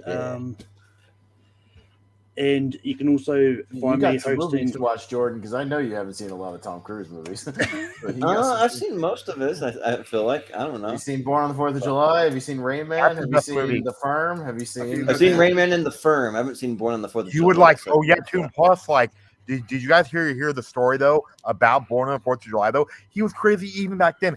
Him and Oliver Stone actually looked for a nerve agent that would like temporarily leave his legs useless, but they couldn't find one.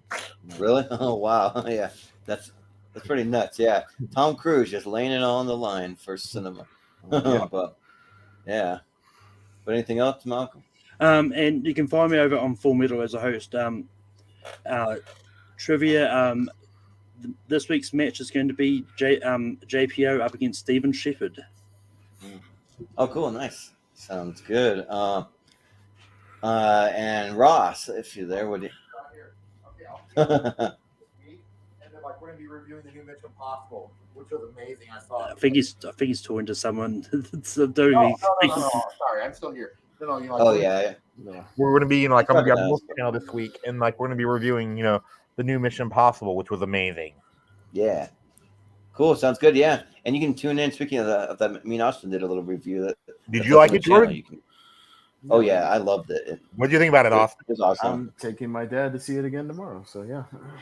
Nice. I like that. That's awesome.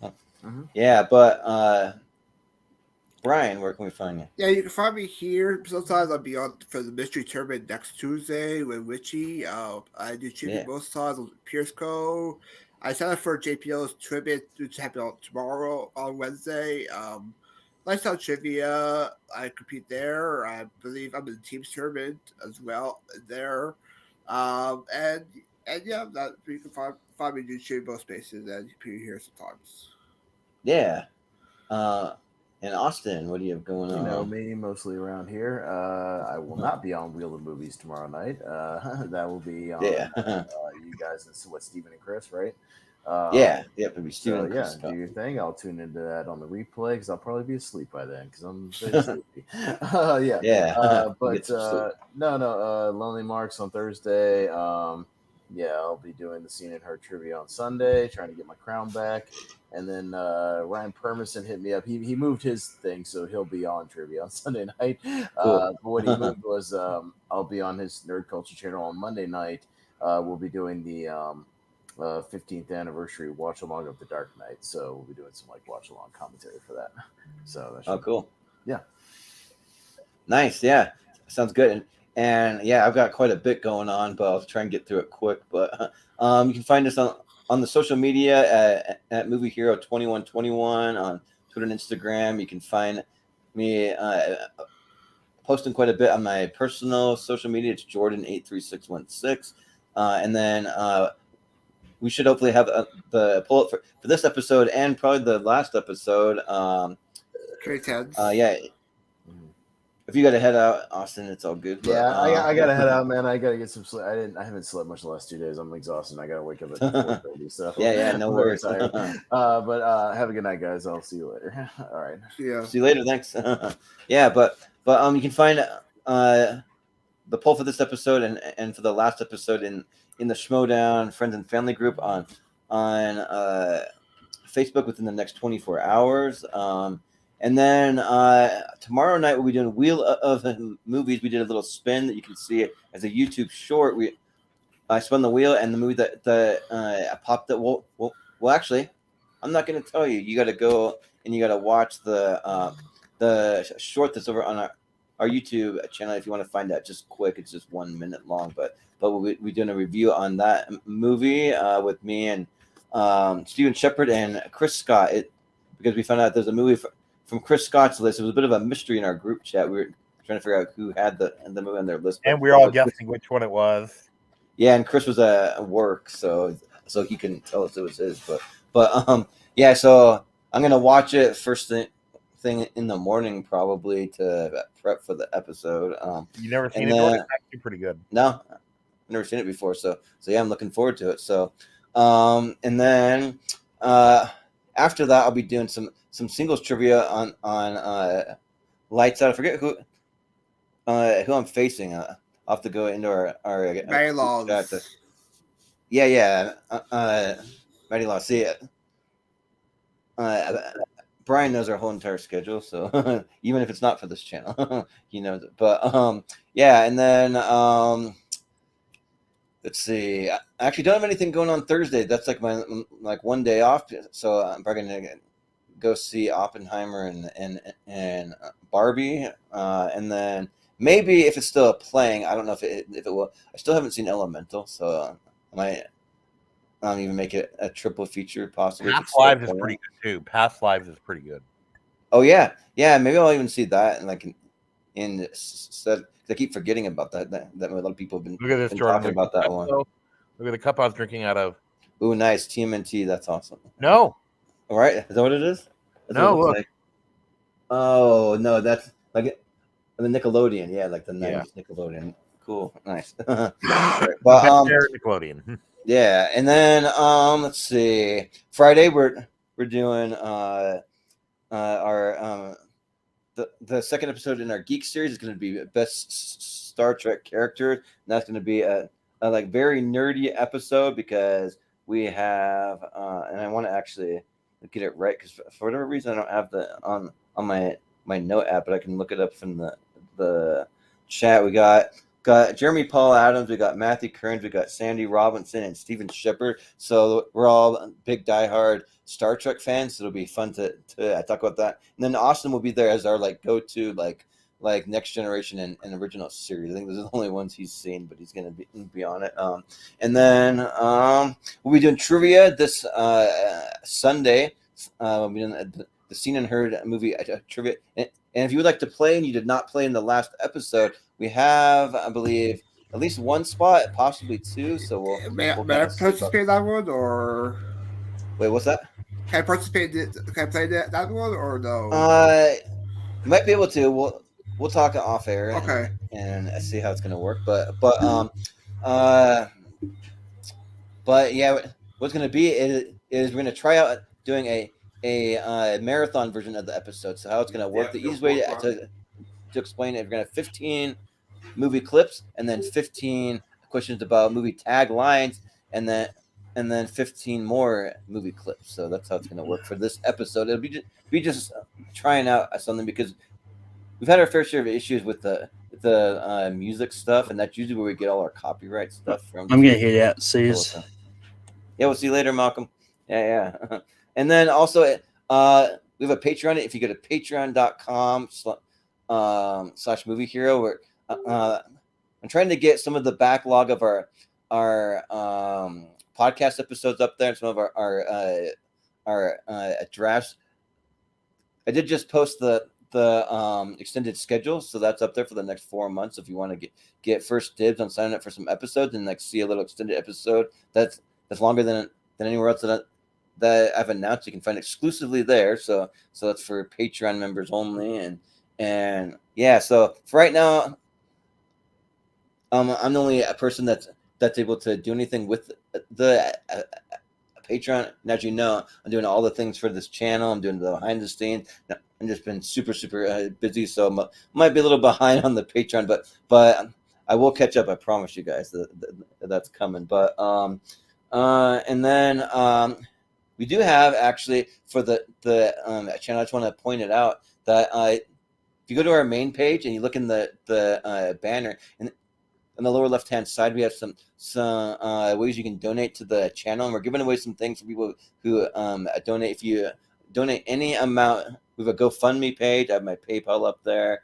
We have the Patreon up there. You'll see the little icons there. Then we're giving away some one-sheet movie posters from my times working in the movie theater. We're giving away some spots on some episodes. It'll be guaranteed spots no matter what, even if we have to push people off an episode. If you donate, I'm willing to do it for you.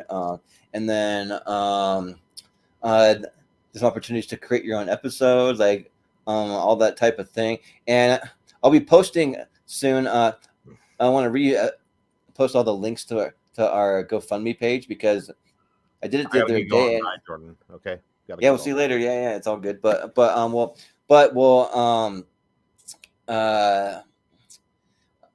and when I posted it, we actually got a fair amount of people donating, and I was surprised. That's a huge help, because right now I'm kind of in between jobs. That's why I've been focusing a lot more on the YouTube channel more. I am working like minimally, but just very low amount of work. But and then I'll just give the little preview of what we have coming up for tournament fights and tier rankers. So we have I already mentioned the Star Trek one that's coming up.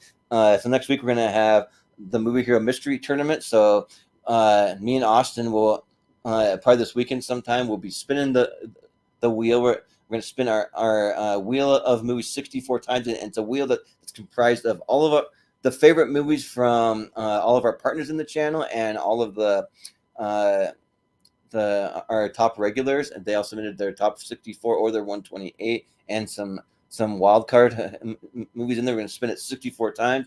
The first 64 movies to pop up will be what will be in the mystery tournament. So we got that one. Then we'll be starting our best movies with one word title decade series. So we're going to start with 2016 until now. We did have to split up the 2010 because there's just so many movies out now that you just got to split them up. And so we going decade by decade to determine the best movies with one word titles. So we got that. We have the Battle of the Toms coming up. So it'll be Tom Hanks versus Tom Cruise movies. So this weekend for ranking will be a good little warm up for that, because we'll be talking some Tom Cruise movies.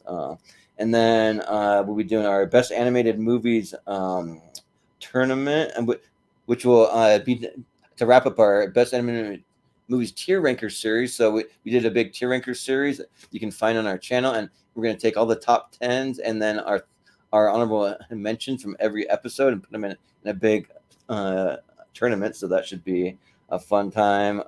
Then we have our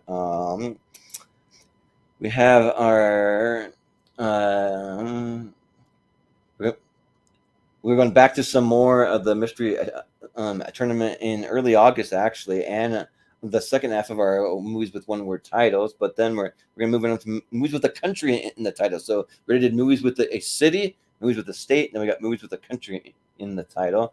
Then we'll be doing friend of the show, Matt Majot's top 64. So that's coming up soon. We have our best movies of 2009 ladder series that's coming up. We have the next episode in our geek series that's going to be best fantasy, adventure, and sci-fi characters that have not appeared in any other tournament so far, or they aren't going to appear in any of them that we have coming up. So they'll be exclusively for that one. And then we're doing the greatest bands of all time according to Rolling Stone magazine. So we want to switch it up from time to time. We mostly focus on movies and like a little TV, that kind of thing. But we like to kind of go off the beaten path and do some music. So is that a tier ranker or a tournament?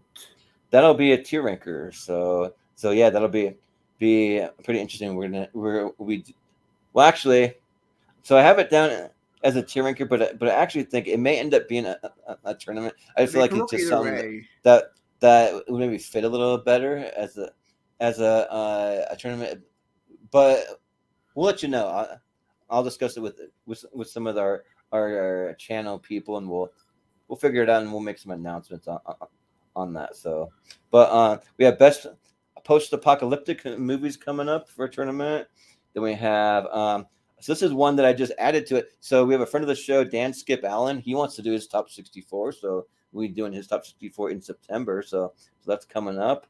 And then I'll just throw you out 2 bonus episodes. We'll be doing the Battle of the Batmen. So it'll be Keaton versus Bale versus Val Kilmer versus Robert Pattinson is who we decided to go with, because we've already done Ben Affleck versus Matt Damon movies. So that's what we're going to be going with.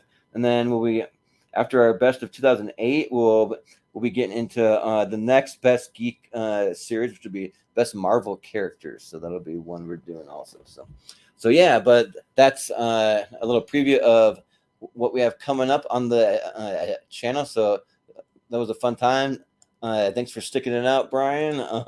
And no problem. Yeah, and let me find my little outro.